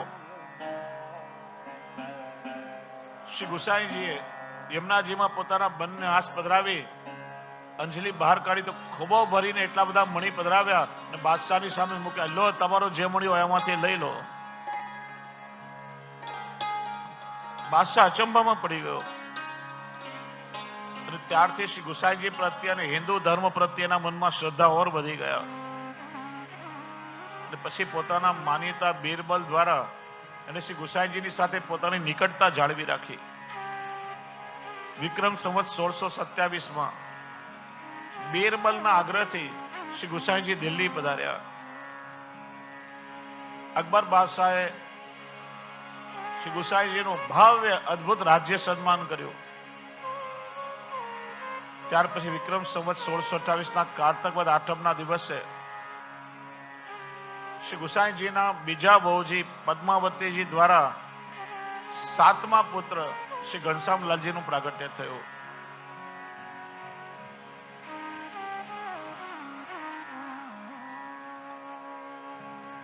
એક દિવસ શ્રી ગુસાઈજીએ હાસ્ય વિનોદમાં કુમનદાસજીને પૂછ્યું, કુમનદાસજી, તમારે કેટલા દીકરા છે? કહ્યું, કૃપાનાથ, મારે 1.5 દીકરા છે. શ્રી ગુસાઈજી હસવા લાગ્યા. મેં તો સાંભળ્યું છે કે તમારે 7 દીકરાઓ છે. કૃપાનાથ, 5 તો સૌ લૌકિક છે સાવ, એમને તો હું મારા સંતાન માનતો જ નથી. ચતુર્ભુદાસ મારો આખો દીકરો કે આપની કૃપાથી અને બધી લીલાસપુરી છે અને આપની કૃપાથી નિત્ય મનેનો સત્સંગ મળ્યો છે. અને કૃષ્ણદાસ મારો અડધો દીકરો કે જેને આપની શ્રીજી બાવાની ગાયોની સેવામાં રુચિ છે.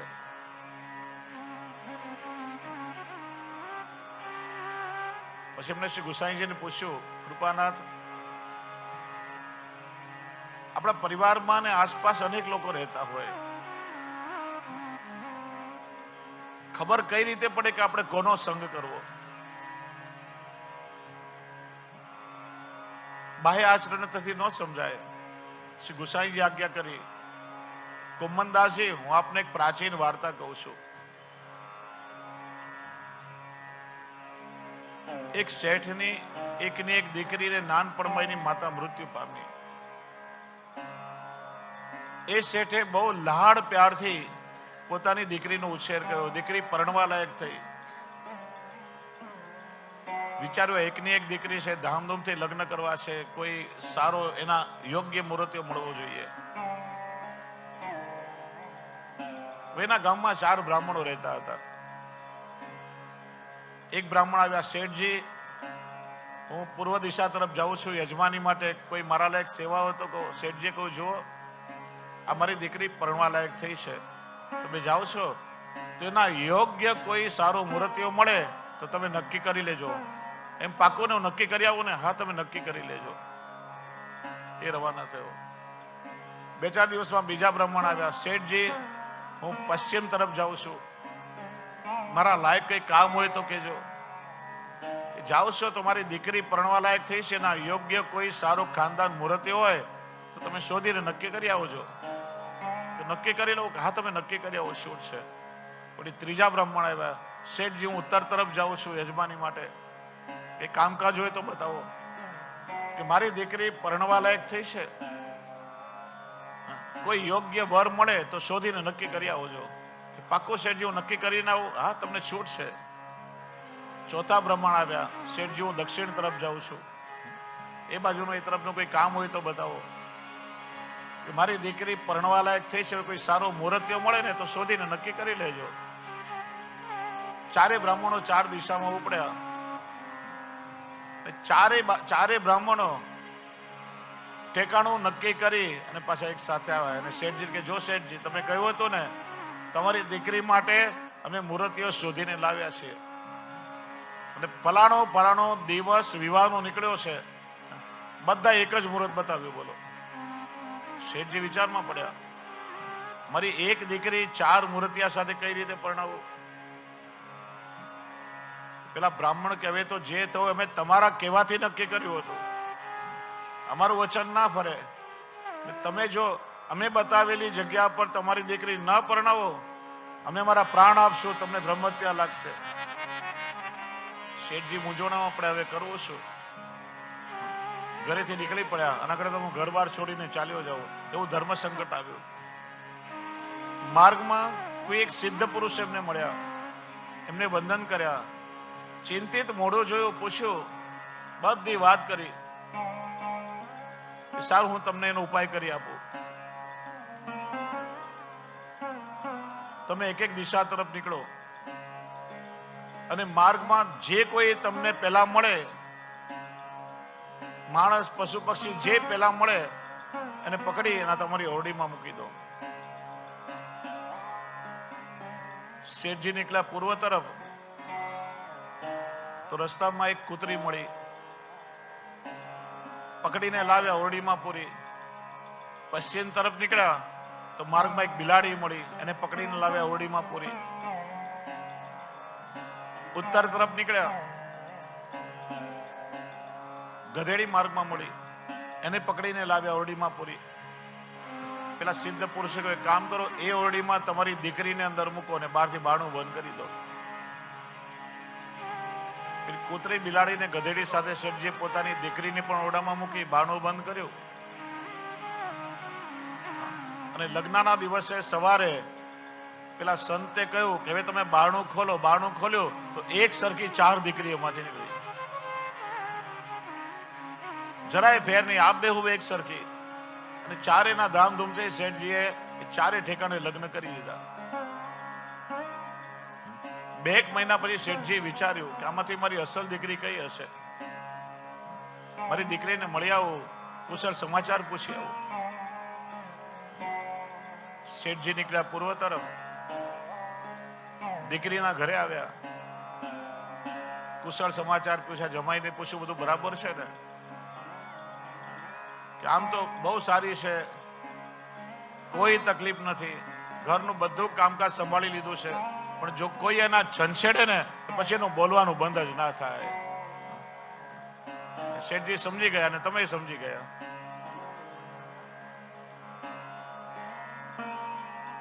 બીજી દીકરીને ત્યાં શેઠજી આવ્યા, કુશળ સમાચાર પૂછાય, 2-4 દિવસ રોકાયા કે મારી દીકરીથી તમને કોઈ તકલીફ તો નથી ને? અરે નાના, બહુ ડાયી છે, બહુ સંસ્કારી છે, જ્યાં ક્યાંય દૂધ ખુલ્લું દેખાય અને બધું પી જાય, જરા પણ દૂધ ના છોડે, આસપાસ જઈને બધાનું દૂધ પી આવે. શેઠજી સમજી ગયા બિલાડી છે. ત્રીજી દીકરીના ઘરે આવ્યા, કુશળ સમાચાર પૂછ્યા કે બધું આમ સારું છે, બહુ આનંદમાં આવી જાય ને તો બહાર જઈને ધૂળમાં લોટવા માંડે. શેઠજી સમજી ગયા ને ચોથી દીકરીને ત્યાં આવ્યા, રોકાયા. ત્યારે સાસરા વાળાએ કહ્યું, શેઠજી શું કહું, ખોટા વખાણ નથી કરતા, પણ ખરેખર તમારી દીકરી રતન છે, રતન. જ્યારથી આવી ત્યારથી અમે બધા જ ખૂબ સુખી છીએ, ઘરની બધી જવાબદારી સંભાળી, મોટાઓનો આદર કરે, નાના બાળકો સાથે પ્રેમથી રમે, બધાની માન મર્યાદા સાચવે. શેઠજી સમજી ગયા કે આ એની સાચી દીકરી છે. એમ શ્રી ગુસાઈજી આજ્ઞા કરી, કોમનદાસજી, આપણે જેની સાથે રહેતા હોઈએ ને તો એના વ્યવહાર અને સંસ્કારથી આપણને ખબર પડે કે જીવ દૈવી છે કે આસુરી જીવ છે.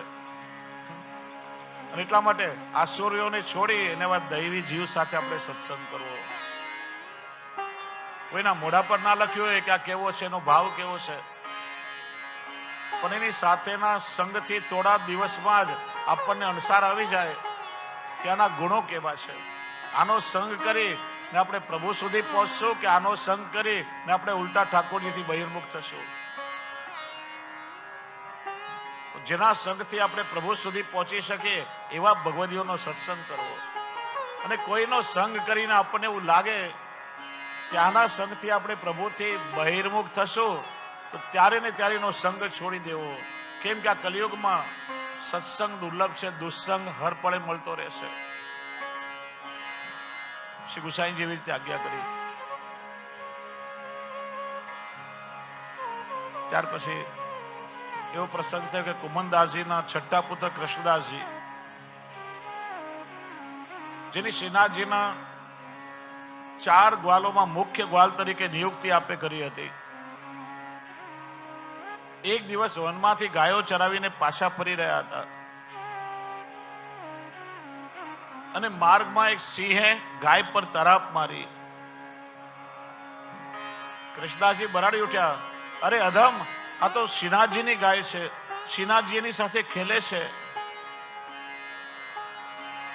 હાથમાં એક ડાંગ ઉપાડીને જોરથી સિંહને ફટકારી. સિંહ છંછેડાયો અને ગાયને છોડીને કૃષ્ણદાસજી ઉપર ત્રાટક્યો. ગાય ભાગીને બચી ગઈ અને સિંહે કૃષ્ણદાસજીના પ્રાણ લઈ લીધા. આ સમાચાર આખા બ્રજમાં ફેલાયા. શ્રીનાથજીની ગાયની રક્ષા કરવા જતા કૃષ્ણદાસે પોતાના પ્રાણનું બલિદાન આપ્યું. ત્યારે ગોપીનાથદાસ ગ્વાલ કહે, એ કેવી રીતે બને? હું હમણાં જ ખીરકમાં ગાય દોઈ રહ્યો હતો, ત્યારે પેલી હૃષ્ટપુષ્ટ ગાયને શ્રીજી બાબા પોતે દોઈ રહ્યા હતા અને કૃષ્ણદાસ એ ગાયનું વાછરડું પકડીને ઉભા હતા અને કુમનદાસજી પણ ત્યાં ઉભા હતા. ત્યારે શ્રી ગુસાઈજી આજ્ઞા કરી. આ કૃષ્ણદાસ ગાયોના એવા સેવક હતા કે ગાયોની રક્ષા કરતા કરતા પોતાના પ્રાણ નોછાવર કર્યા. એ જ ગાય એમને લઈને શ્રીનાથજીની લીલા સુધી પહોંચાડશે. કુંભનદાસજી આ સમાચાર સાંભળ્યા કે શ્રીનાથજીની ગાયને બચાવવા જતા કૃષ્ણદાસના પ્રાણ ચાલ્યા ગયા. આ સાંભળીને કુંભનદાસજી મૂર્છિત થઈને ઢળી પડ્યા. લોકો વાતો કરવા લાગ્યા, જુઓ તો ખરા, આવા માન ભગવદીયને પણ પુત્રનો મોહ છોડતો નથી. આ સંસારનો મોહ જેવો છે, ભલ ભલાઈમાં ફસાઈ જાય છે. આ સંસારની માયાથી કોઈ બચી શક્યું નથી. જો લોકો છે, લોકોની હંમેશા ટેવ હોય સાચું ખોટું સમજ્યા વિચાર્યા વગર કોઈનો ભાવ ન જોયે, માત્ર બાહ્ય કૃતિ જોઈ અને આપણે લોકો ધારણા બનાવી લેતા હોઈએ છીએ. આ બહુ મોટો અપરાધ છે. ક્યારેક કોઈની બાહ્ય કૃતિ ના જો, એના અંતરનો ભાવ શું છે એ જાણ્યા સમજ્યા વિચાર્યા વગર આપણે નક્કી ના કરી લેવાય. ભગવાન શ્રી કૃષ્ણ ઉપર પણ ચોરીનો આરોપ આવ્યો છે. સીતા મૈયાને પણ છોડ્યા નથી, તો એ સમાજ પાસેથી આપણે શું અપેક્ષા રાખવાની? આ દુનિયાના લોકોનો સ્વભાવ છે, જ્યાં સુધી આપણી પાસેથી સ્વાર્થ સધાય ત્યાં સુધી તાલી અને નહીં તો ગાલી. એમ લાગે કે આ માણસ આપણને ઉપયોગી છે, ખભા પર ઉપાડીને ફરે, હાર તોરા પહેરાવે, ને લાગે કે હવે કામનો નથી રહ્યો તો તરછોડતા એક ક્ષણ પણ ના લાગે.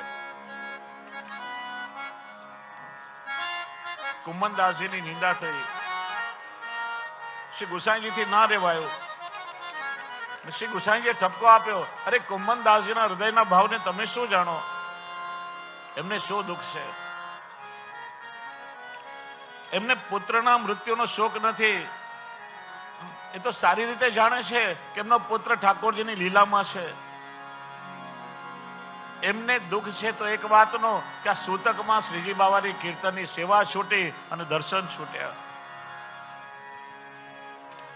લાવો તમારો સંશય હમણાં દૂર કરીએ.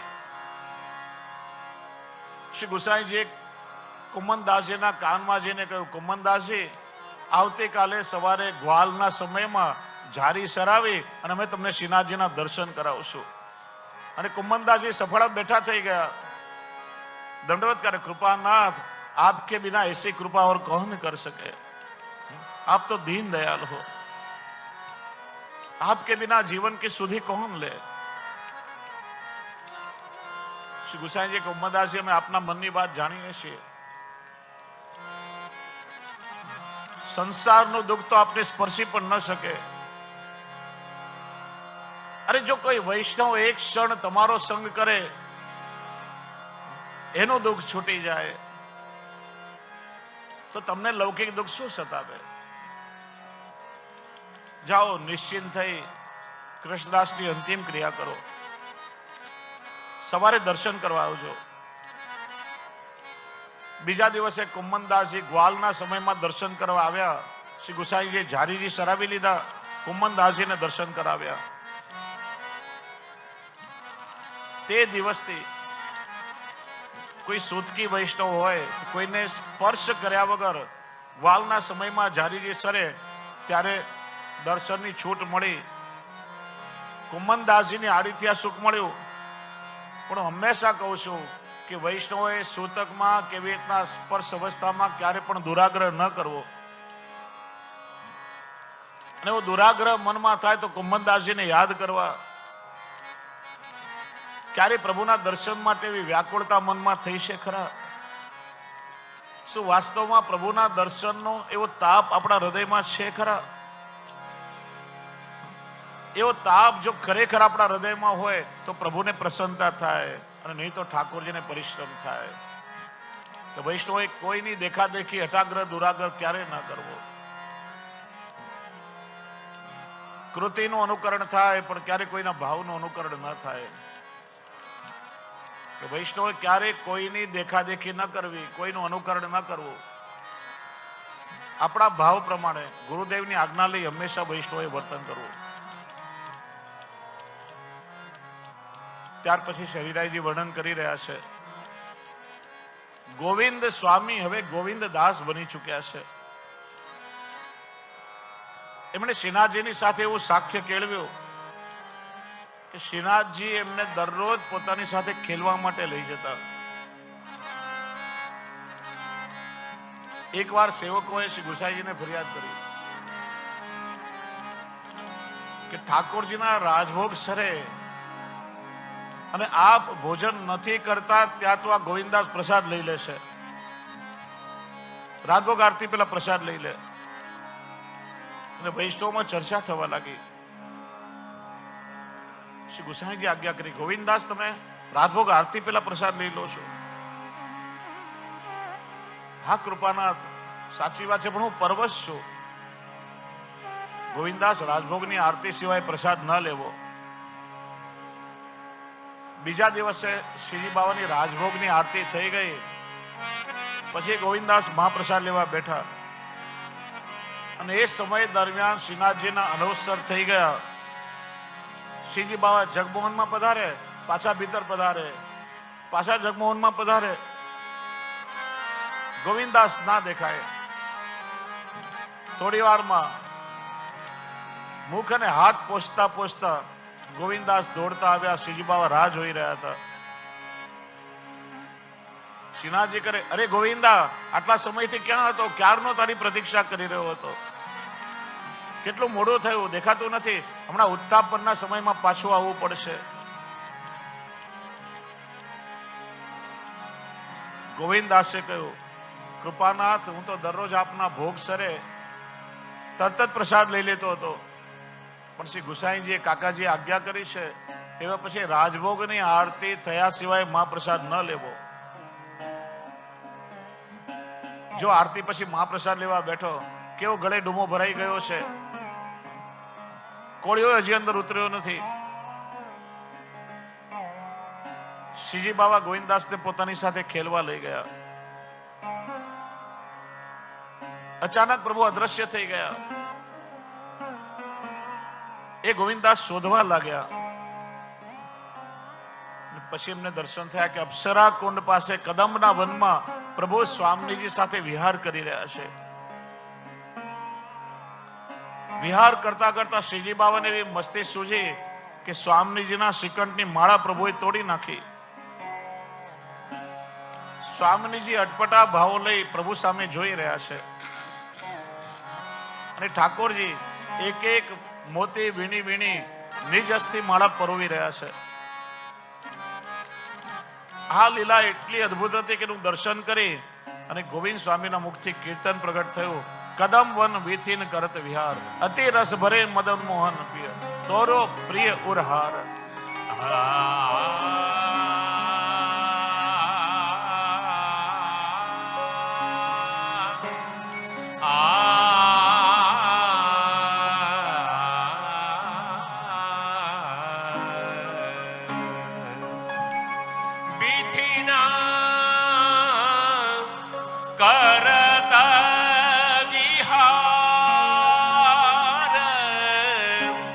કદમ વન વિધિના કરત વિહાર,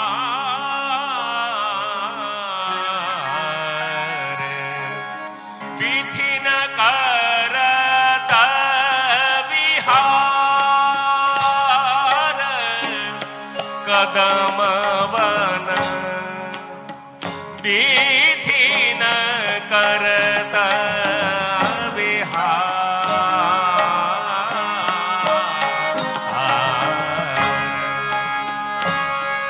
અતિ રસ ભરે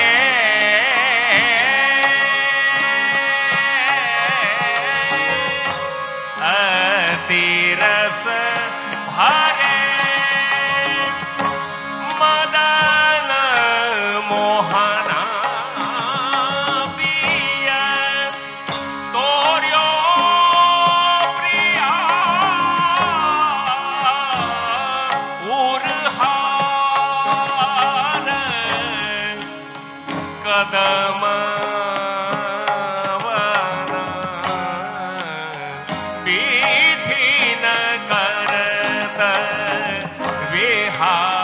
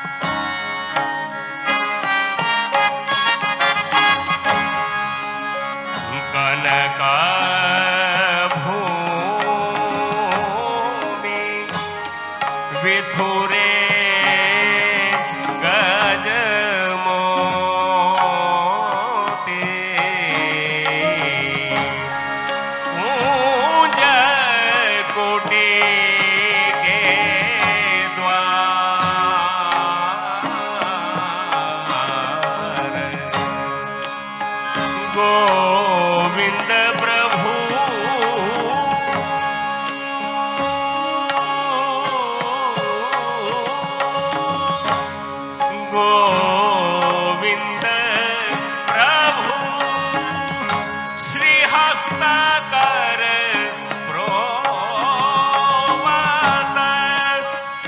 સુંદર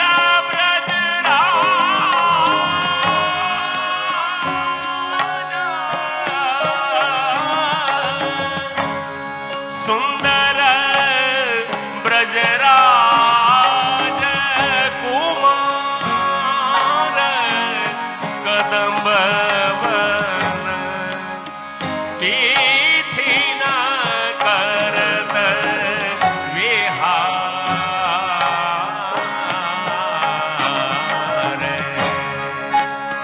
વિધન કરત વિહાર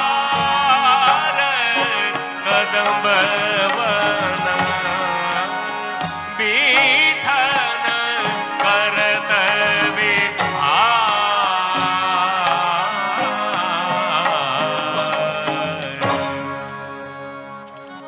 આ માળાનો મોતી શું છે? કે છે આ માળાનો મોતી એ ભગવતી જીવો છે, જેમને સ્વામીજીએ પોતાના કંઠમાં ધારણ કર્યા છે. આ ભગવતી જીવો પોતાના હૃદયની વાત સ્વામીજીના હૃદય સુધી પહોંચાડવા માંગતા હતા. હે સ્વામી, જો આપ કૃપા કરો તો આપના જેવું સુખ અમને મળે. પ્રભુ મારા પર કૃપા કરે. પણ આ મનની વાત સ્વામીજીને કહી નતા શકતા. જેવો પ્રભુનો શ્રેયસ લાગ્યો એ માળા તૂટે અને મોતી રૂપીએ જેવો સ્વામીજીના હૃદયને સ્પર્શ કરીને નીચે આવ્યા. માનો એમના હૃદયનો ભાવ સંચાર સ્વામીજીના હૃદયમાં થઈ ગયો.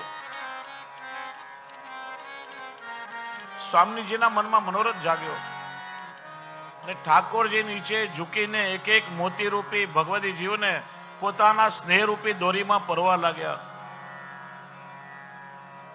અને એ માળા ઠાકોરજીએ સ્વામીજીના કંઠમાં ધરાવી. આ દર્શન ગોવિંદ સ્વામીએ કર્યા. ખેલતા ખેલતા સાંજ થઈ. ગોવિંદ સ્વામી મંદિરમાં આવી ગયા. શ્રીનાથજી પધાર્યા. સાંજે શ્રી ગુસાઈજી પધાર્યા સેવામાં, તો જાણી જોઈને શ્રીનાથજીએ થોડા ગાલ ફૂલાવ્યા. ગુસાઈજી પૂછ્યું, બાવા આજે કેમ રીસાયા છો? કાકાજી, આજે અમને વનમાં ખેલવા પધારવામાં મોડું થયું. આપે ગોવિંદદાસને આજ્ઞા કરી કે રાજભોગ આરતી પછી પ્રસાદ લેવો. એની સાથે સેવક સ્વામીનો સંબંધ ન રાખવો. એ તો અમારા સખા છે. અમારા ભોગ સર એટલે તરત જ એમને પ્રસાદ લેવા બેસાડી દેવો, કે જેથી અમને ખેલવામાં પધારવામાં વિલંબ ન થાય.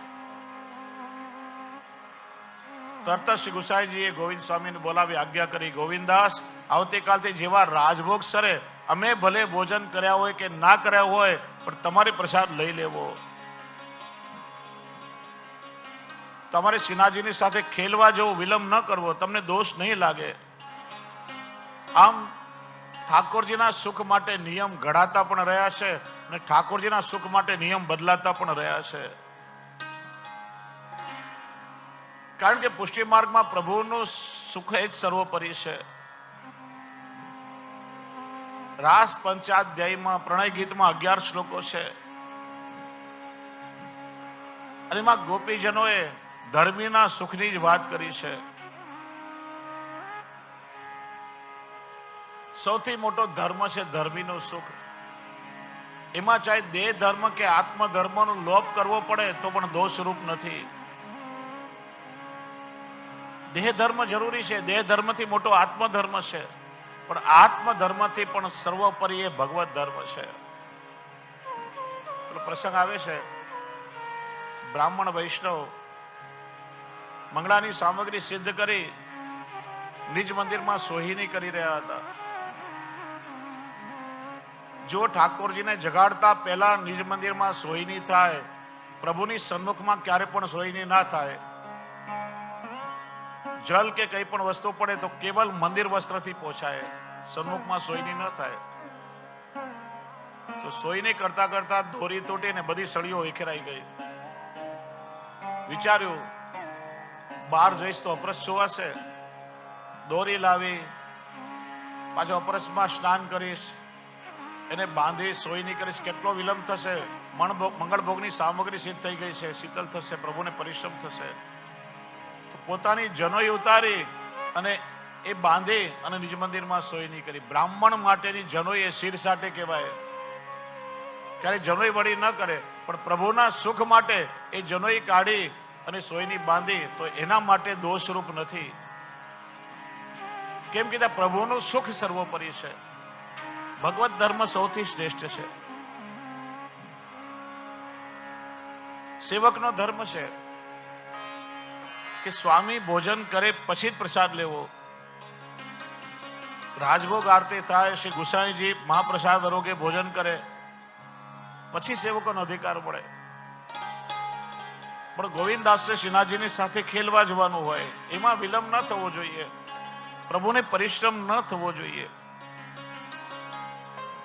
એટલે પ્રભુના સુખ માટે જો ગોવિંદદાસ પહેલા પ્રસાદ લઈ લે તો દોષરૂપ નથી, કારણ કે એમાં પ્રભુની પ્રસન્નતા સર્વોપરી છે. એકવાર ગોવિંદદાસ અને અન્ય સખાઓની સાથે શ્રીનાથજી શામડાગ પાસે ખેલી રહ્યા હતા. શ્રીજી બાવા એક પલાશ એટલે ખાખરાના વૃક્ષ પર ચડી ગયા. વેણો નાદ કરીને ગાયોને બોલાવવા લાગ્યા. ગાયો ડોલી રહી હતી, બધા ગ્વાલ બાલ ડોલી રહ્યા હતા. ગોવિંદદાસ કીર્તન ગાઈ રહ્યા હતા. એટલામાં ઉત્થાપનનો સમય થયો. શંખનાદ થયા, શ્રી ગુસાઈજી સેવામાં પધાર્યા અને તરત જ શ્રીનાથજીએ વૃક્ષ પરથી ઠેકડો માર્યો. આજ્ઞા કરી, ગોવિંદા, કાકાજી મને જો મંદિરમાં નહીં જોવે તો આપને ચિંતા થશે, માટે હું ભાગું છું, તું પણ જલ્દી આવી જા. અને એ કૂદવામાં શ્રીનાથજીનો પટકો ત્યાં ડાળીમાં ફસાઈ ગયો, ફાટી ગયો અને વસ્ત્રનો ટુકડો ડાળી પર રહી ગયો. શંખનાદ થતા જ શ્રી ગુસાઈજીએ નિજ મંદિરના દ્વાર ખોલ્યા, જારી પધરાવી અને આપની દ્રષ્ટિ શ્રીનાથજીના ફાટેલા વસ્ત્ર પર પડી. ઉત્તાપન ભોગધરી પોતાની બેઠકમાં પધાર્યા, એકદમ ચિંતાતુર થયા. આજે પ્રભુને પરિશ્રમ થયો છે. ત્યાં જ ગોવિંદદાસ આવ્યા. શ્રી ગુસાઈજી આજ્ઞા કરી, ગોવિંદદાસ, વાત બહુ ગંભીર છે. આજે મેં શ્રીજી બાવાના ફાટેલા વસ્ત્ર જોયા. આ પરિશ્રમ કઈ રીતે પડે? શું કોઈનાથી કોઈ અપરાધ થયો છે? ક્યાં કોઈ નવી લીલા છે?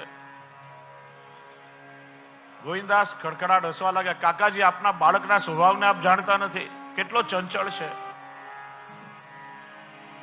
થોડી વાર પહેલા અમે ખેલી રહ્યા હતા અને જ્યાં શંખનાદ થયા, પ્રભુએ વૃક્ષ પરથી ભૂસકો માર્યો કે કાકાજી મને નહીં જોવે તો પરિશ્રમ થશે, આપને પરિશ્રમ ન થાય. એટલે પ્રભુ ખેલમાં તલ્લીન હતા. વૃક્ષ પરથી ભૂસકો માર્યો, એમાં એ પટકો અટવાઈ ગયો. પધારો, આપને દેખાડું. ગોવિંદદાસ ગુસાઈજીને લઈને ગયા તો એ પટકાનું ફાટેલું વસ્ત્ર ઝાડ પર હતું. એ દિવસથી ગુસાઈજીએ નવો નિયમ બનાવ્યો. શ્રીનાથજીને શ્રમ ન થાય એટલા માટે સવારે અને સાંજે બંને સમય શંખનાદ થયા પછી તરત જ નિજ મંદિરના દ્વાર ના ખોલવા. પ્રભુ રાત્રે વ્રજમાં વિહાર કરવા પધાર્યા હોય, પધારવામાં વિલંબ થાય તરત જ દ્વાર ખોલી નાખીએ તો પરિશ્રમ થાય. એમ રાજભોગ પછી અનવસર પછી પ્રભુ વન વિહાર કરવા પધાર્યા હોય ગૌચારણાદી લીલા માટે, એટલે પ્રભુને પરિશ્રમ ન થાય. એટલે ઘંટાનાદ કે શંખનાદ થયા પછી થોડીક ક્ષણો રહી આઉજી એમ વિનંતી કરી અને પછી નિજ મંદિરના દ્વાર ખોલવા. એ રીતે પુષ્ટિ માર્ગમાં જેટલા નિયમ ઘડાયા એ ભગવદ સુખનો વિચાર કરી અને શ્રી ગુસાઈજીએ બનાવ્યા છે. કેમ કે શ્રી ગુસાઈજી વગર ઠાકોરજીનું આવું સુખ કોણ વિચારી શકે?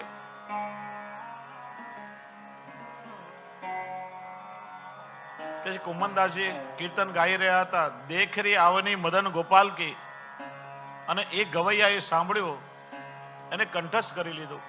કુમનદાસજીની ખ્યાતિ હવે ચારે બાજુ ફેલાઈ હતી. ફતેપુર સિકરીમાં બાદશાહનો મુકામ, અને એ ગવૈયાએ કુમનદાસજીનું આ પદ ગાયું. બાદશાહ રીઝી ગયો. આટલું સુંદર આ પદ, આ કોનું પદ છે? એટલે ગવૈયાએ કહ્યું, મહારાજ સાચું કહું, ગિરિરાજજીની તળેટીમાં જમનાવતા ગામમાં કુમ્મનદાસજી નામના ભક્ત રહે છે.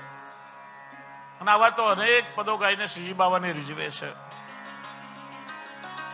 બાદશાહે હુકમ કર્યો કે એ ભક્તરાજને હમણાં ને હમણાં બોલાવીને લઈ આવો. સિપાહીઓ આવ્યા. ચલિए बादशाह आपको बुला रहे हैं. કે છે ને સત્તા પાસે શાણપણ ના ચાલે, બિચારું નહીં જાવ તો બળથી લઈ જશે, મારી સેવા છૂટશે. ચાલતા ચાલતા ગયા, બેસવા માટે આસન આપ્યું. તો ભક્તરાજ કોઈ સુંદર પદ સંભળાવો. ત્યારે કુમ્મનદાસજીએ પદ ગાયું, ભક્ત કો કહ સિકરી સો કામ, आवत जात पनैया टूटी बिछड़ गयो हरि नाम, जाको मुख देखे दुख उपजे, ताको करनो पर्यो प्रणाम, कुम्मनदास लाल गिरधर बिना यह सब झूठो दाम. બાદશાહ ને માઠું તો લાગ્યું. એને એમ હતું કે હમણાં મારા વખાણ કરશે, પણ વિચાર્યું આ તો પ્રભુના ભક્ત છે, નિરપેક્ષ છે, એને કોઈ અપેક્ષા હોય તો મારી ભાટાઈ કરે ને. અમને શું અપેક્ષા હોય? તો પ્રસન્ન થયો, માગો કે તારે કઈ આપવું હોય તો એટલો જ મને આપ કે આજ પછી બીજી વાર ફરીથી મને તારું મોઢું જોવા ના મળે. આ ભક્તોમાં ખુમારી છે. દેશાધિપતિને પણ કહી શકે. અને બાદશાહ શ્રી ગુસાઈજીના સેવકોને ઓળખતો હતો, એટલા માટે કઈ ના બોલ્યો.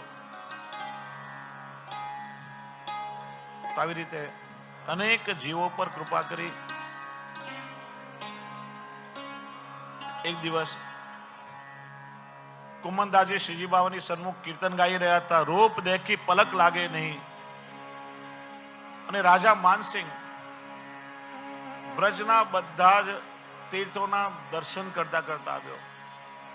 બ્રજમાં જેવી ખબર પડી કે રાજા માનસિંહ આવ્યા છે, ઉનાળાની ભર ગરમીમાં રાજાને રાજી કરવા માટે વૃંદાવનના ને બધા જ મંદિરના પૂજારીઓએ પ્રભુને જરીના વસ્ત્રોને ભારે ભારે શૃંગાર કર્યા. ક્યાંય રાજાની નજર ન ઠડી. જુઓ તો ખરા આ બધા કેવા સ્વાર્થી છે કે મને ખુશ કરવા માટે આ ગરમીમાં ઠાકોરજીને જરીના વાઘા ધરાવ્યા છે. કોઈએ કહ્યું કે ગોવર્ધન પર દેવ દમન બિરાજે છે, તો સાક્ષાત પ્રગટ લીલા કરી રહ્યા છે. રાજા દર્શન કરવા માટે આવ્યો. ચારે તરફ ખસના પડદા છે, ગુલાબ જળના ફુવારા ઉડી રહ્યા છે, છિટકાવ થઈ રહ્યો છે, પ્રભુને પંખાની ઝાલરો થઈ રહી છે, પરદીના શિંગાર અને મોતીના આભૂષણો ધર્યા છે, મોરપીંછની ચંદ્રિકા છે. અને આહા દર્શન કરી રાજા માનસિંહને એટલી તૃપ્તિ થઈ કે વાસ્તવમાં ઠાકોરજી તો અહીંયા બિરાજે છે, પ્રભુનું સુખ અહીંયા સચવાય છે. અને કુમ્મનદાસજીનું પદ રૂપ દેખી પલક લાગે નહીં, અનિમેષ દર્શન કરીને ગાઈ રહ્યા હતા. રાજાએ સાંભળ્યું, વિચાર્યું આ અનુભવની વાણી છે, આ ભક્તના દર્શન કરવા મારે જવું છે. કુમ્મનદાસજી સ્નાન કરવા જઈ રહ્યા હતા. ભત્રીજીને કહ્યું, બેટા હમણાં સ્નાન કરીને આવું છું, બેસવા માટે આસન અને મુખ જોવા માટે અરીસો મૂકી દે. ત્યાં જ કોઈ કહ્યું, રાજા માનસિંહની સવારી આવી છે. કુમ્મનદાસજી સ્નાન કરવા ગયા. માનસિંહ પ્રતીક્ષા કરતા રહ્યા. સ્નાન કરીને આવ્યા. ભત્રીજીને પૂછ્યું, બેટા આસન અને આરસી ક્યાં? કાકાજી, આસન પાડી ખાઈ ગઈ અને અરીસો પાડી પી ગઈ. ઘાસનું પાતળું પાથરીને બેસે, ઘાસનું આસન, અને પાત્રમાં જલ ભરીને પ્રતિબિંબ જોઈને તિલક કરે, મોઢું જોવા માટે એક અરીસાનો ટુકડો નહીં. રાજાએ વિચાર્યું એમની આ સ્થિતિ છે. સેવકને કહ્યું કે મારા સાહિત્યમાંથી આરસી લાવો. સોનાની રત્ન જડિત આરસી લઈને આવ્યા. રાજાએ કુમ્મનદાસજીને ભેટ ધરી. કુમ્મનદાસજી કે આનું મારે શું કામ? મારા ઘરમાં કઈ બારી દરવાજા નથી, ઉલટું મારા જીવને જોખમ થઈ જાય. આ તારું ધન તારી પાસે રાખી લે. રાજા વિચારે મારે તમને કંઈક દેવું છે, એટલી કૃપા મારા પર કરો. કો તમારા મોદી કોણ છે? આખા જીવનભરનું રાશન એને ત્યાં ભરી દઉં, જેથી તમને કષ્ટ ન થાય. કે આ ટેટીના ઝાડ અને બોરના વૃક્ષ અમારા મોદી છે, એનાથી જ અમારો નિર્વાહ ચાલે છે. અમારી તારા ધનની કોઈ આવશ્યકતા નથી. અને ત્યાં કુંમનદાસજીએ જોયું કે શ્રીજી બાબા સંતાઈને ઠાડા છે, અકળાયા. ત્યારે આ બાદશાહ અત્યારે ક્યાં આવ્યો? શ્રીજી બાબા પધાર્યા છે. બાદશાહે વિચાર્યું કે આ નિરપેક્ષ ભક્ત છે, દંડવત કર્યા. ક્યારે કઈ જોઈએ તો માગજો, ફરીથી મારી પાસે ક્યારે ના આવશો. બાદશાહના ગયા પછી શ્રીજી બાબા પધાર્યા. અરે કુંભના, આજ તો શું મન કી એક બાત કહેની હૈ. જો શ્રીજી બાબા જેને પોતાની અંતરંગતા આપે, એનાથી અમીર દુનિયામાં કોણ હોય? હું ઘણી વાર કહું છું, આલિશાન મકાનમાં રહેતો હોય, જેના ઘરમાં સેવા નથી, વૈષ્ણવનું આતિથ્ય નથી, મુખમાં ભગવત નામ નથી, હરિગુરુ વૈષ્ણવ પ્રત્યે હૃદયમાં ભગવત ભાવ નથી, તો એનાથી મોટો કંગાલ આ જગતમાં બીજો કોઈ નથી. અને એક વૈષ્ણવ ભલે ઝૂંપડામાં રહેતો હોય, પ્રભુની સેવા છે, વૈષ્ણવનું આતિથ્ય છે, મુખમાં ભગવત નામ છે, અને હરિગુરુ વૈષ્ણવ પ્રત્યે ભગવત ભાવ હૈયામાં છે, તો એનાથી મોટો ધનવાન આ જગતમાં બીજો કોઈ નથી. વૈષ્ણવને ક્યારે ધનના વૈભવથી ન તોડો. જેની પાસે ભાવની સમૃદ્ધિ છે એ મોટો વૈષ્ણવ છે. જેમ ઠાકોરજીએ સુદામાના પરિવારને ધન આપ્યું, સુદામા માર્ગમાં વિચારે છે, સુદામાને ખબર નથી ઠાકોરજીએ શું આપ્યું છે. ઠાકોરજીએ મને કંઈ પણ ધન ના આપીને મારા પર બહુ મોટી કૃપા કરી છે. કદાચ કૃષ્ણે વિચાર્યું હશે કે આ નિર્ધન બ્રાહ્મણને ધન આપીશ તો એ મને ભૂલી જશે, હું પ્રભુને ન ભૂલું, એટલે ધન ના આપીને મારા પર બહુ કૃપા કરી છે. પરિવારને ધન આપ્યું, સુદામાને સખ્ય આપ્યું, એમ કુંમનદાસજીને અંતરંગતા આપીએ ઠાકોરજીએ. આવી અનેક લીલાઓ કરી પોતાના જીવોને શ્રીજી બાબા સુખ આપી રહ્યા છે. અને આગળના ચરિત્રનું આવતીકાલે દર્શન કરશું. સત્રને આજે વિરામ આપીએ. કેમ કે